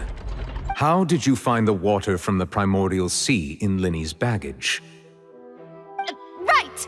Your discovery caused me to make a serious mistake, you know. Or was that not a discovery, but false evidence that you dared to bring before this court? I suspect that the accomplice mentioned in Cowell's notes was not Lyney, but you, yes? I'm sure you know what you must do to lessen your sentence. Speak quickly! Unless you want to earn yourself a one-way ticket to Coupon Town. I was just following orders. We were supposed to place blame for the serial disappearances onto Lyney, and thus cause suspicion to fall on the Fatui. The higher-ups said this was the best opportunity to do so. And now that your plan has fallen through, and the secrets of the water have been revealed, you have become a liability to said higher-ups, yes? Therefore, you would be wise to tell everything you know, and seek the protection of the guards. Yes, I'll tell you everything I know. Our boss discovered that the water can cause people to dissolve. It can also be made into a potion, which when extremely diluted, can cause people to experience unforgettable exhilaration. We've been in this business for a while now, and have made decent mora off it. The disappearances were also the boss's idea. I mean, this is the boss we're talking about.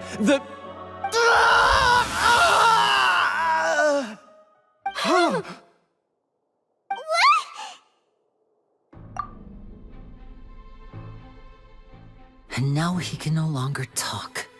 Such ruthlessness. I shouldn't have expected any less of them. An outrageous act. All present, please submit to inspection immediately.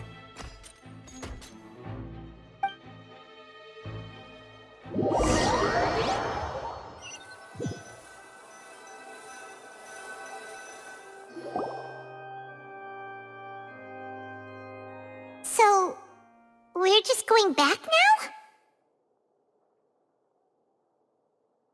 That's true, but... Traveler, Paimon! Please wait. Lyney... I know you may not want to speak to me right now. Maybe you don't even want to look at me. But still, let me thank you again for defending me to the end, even after you learned that I'm a member of the Fatui. I guess. But regardless, I'd like the opportunity to set things straight. I didn't approach you with any ulterior motives or ill intent. I've spoken to you as myself, just plain Lyney this entire time. As for why I'm a Fatus, it's because the goals of the House of the Hearth align with those of an orphan like me. That's all. That was how Father, who you might know as the Knave, approached recruiting us back then too. The Knave? The one who controls the House of the Hearth? She's your father? That's right. And since we're here, I was wondering, would you mind hearing a story? It's about my past. Back when our parents first died, Lynette and I were left wandering the streets. To survive, I took to surreptitiously observing an older street performer who did magic. It took me several days to figure out how he pulled off his amazing tricks.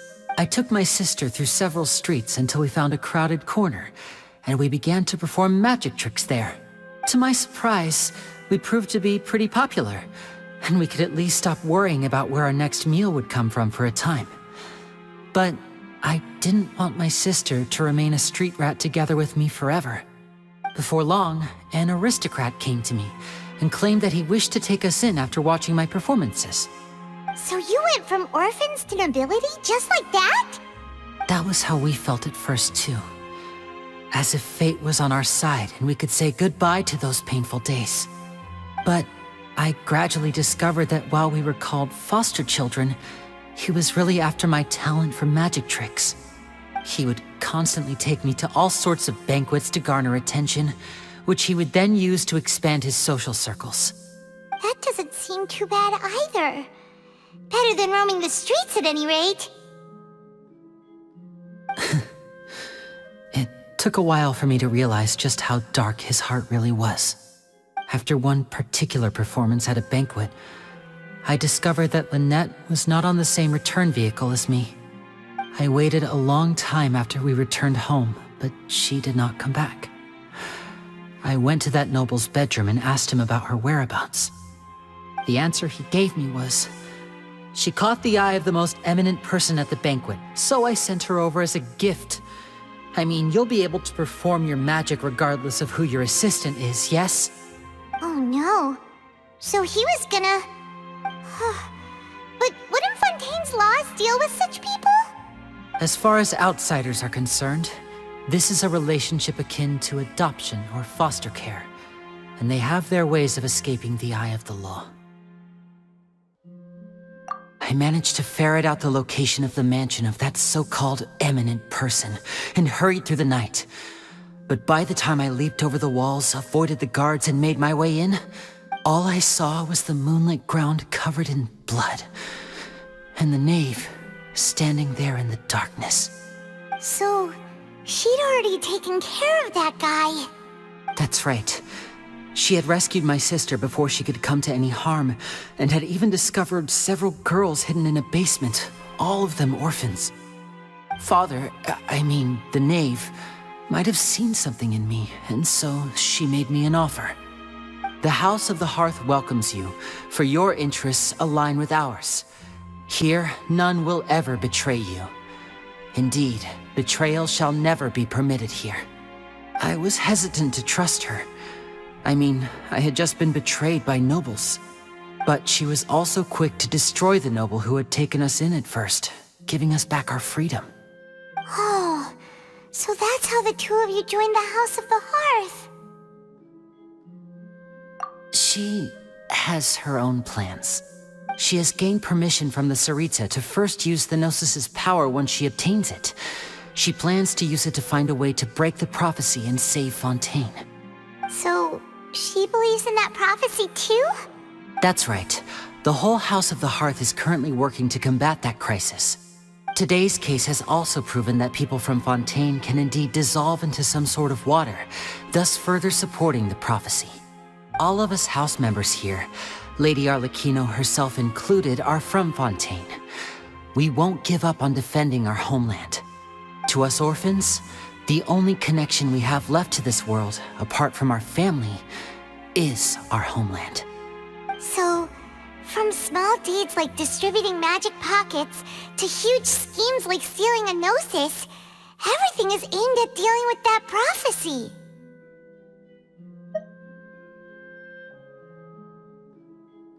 It's all right. I understand. The only thing I can do is relate all this to you. I just hope you can understand that even as a member of the House, I have never stopped making my own decisions, and that I believe what I'm doing is right. If you should need anything at all in the future, feel free to find me. I will do my best to help you, as plain Lyney.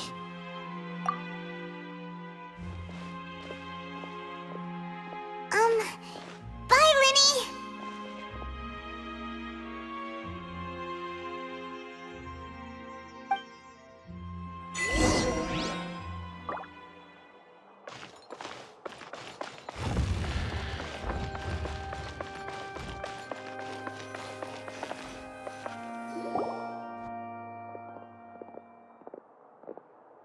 Hey there!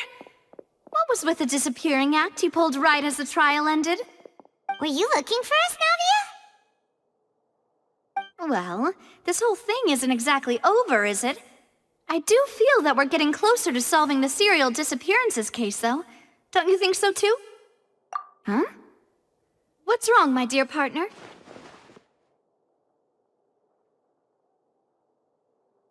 Besides, are you sure we're the ones who can crack a case that's been cold for decades now? And given that there's new evidence from the trial, there should be a trail of breadcrumbs for the Hydro Archon's people to follow now, right? Ah.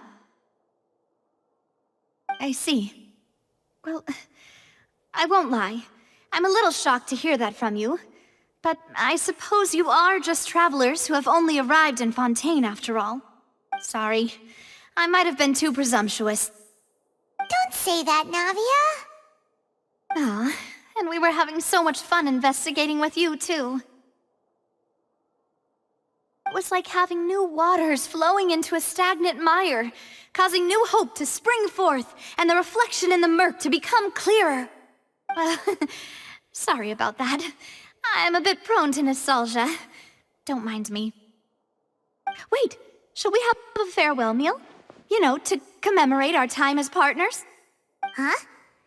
Do we really need to get that formal? Well, guess you really did treat us as partners, huh?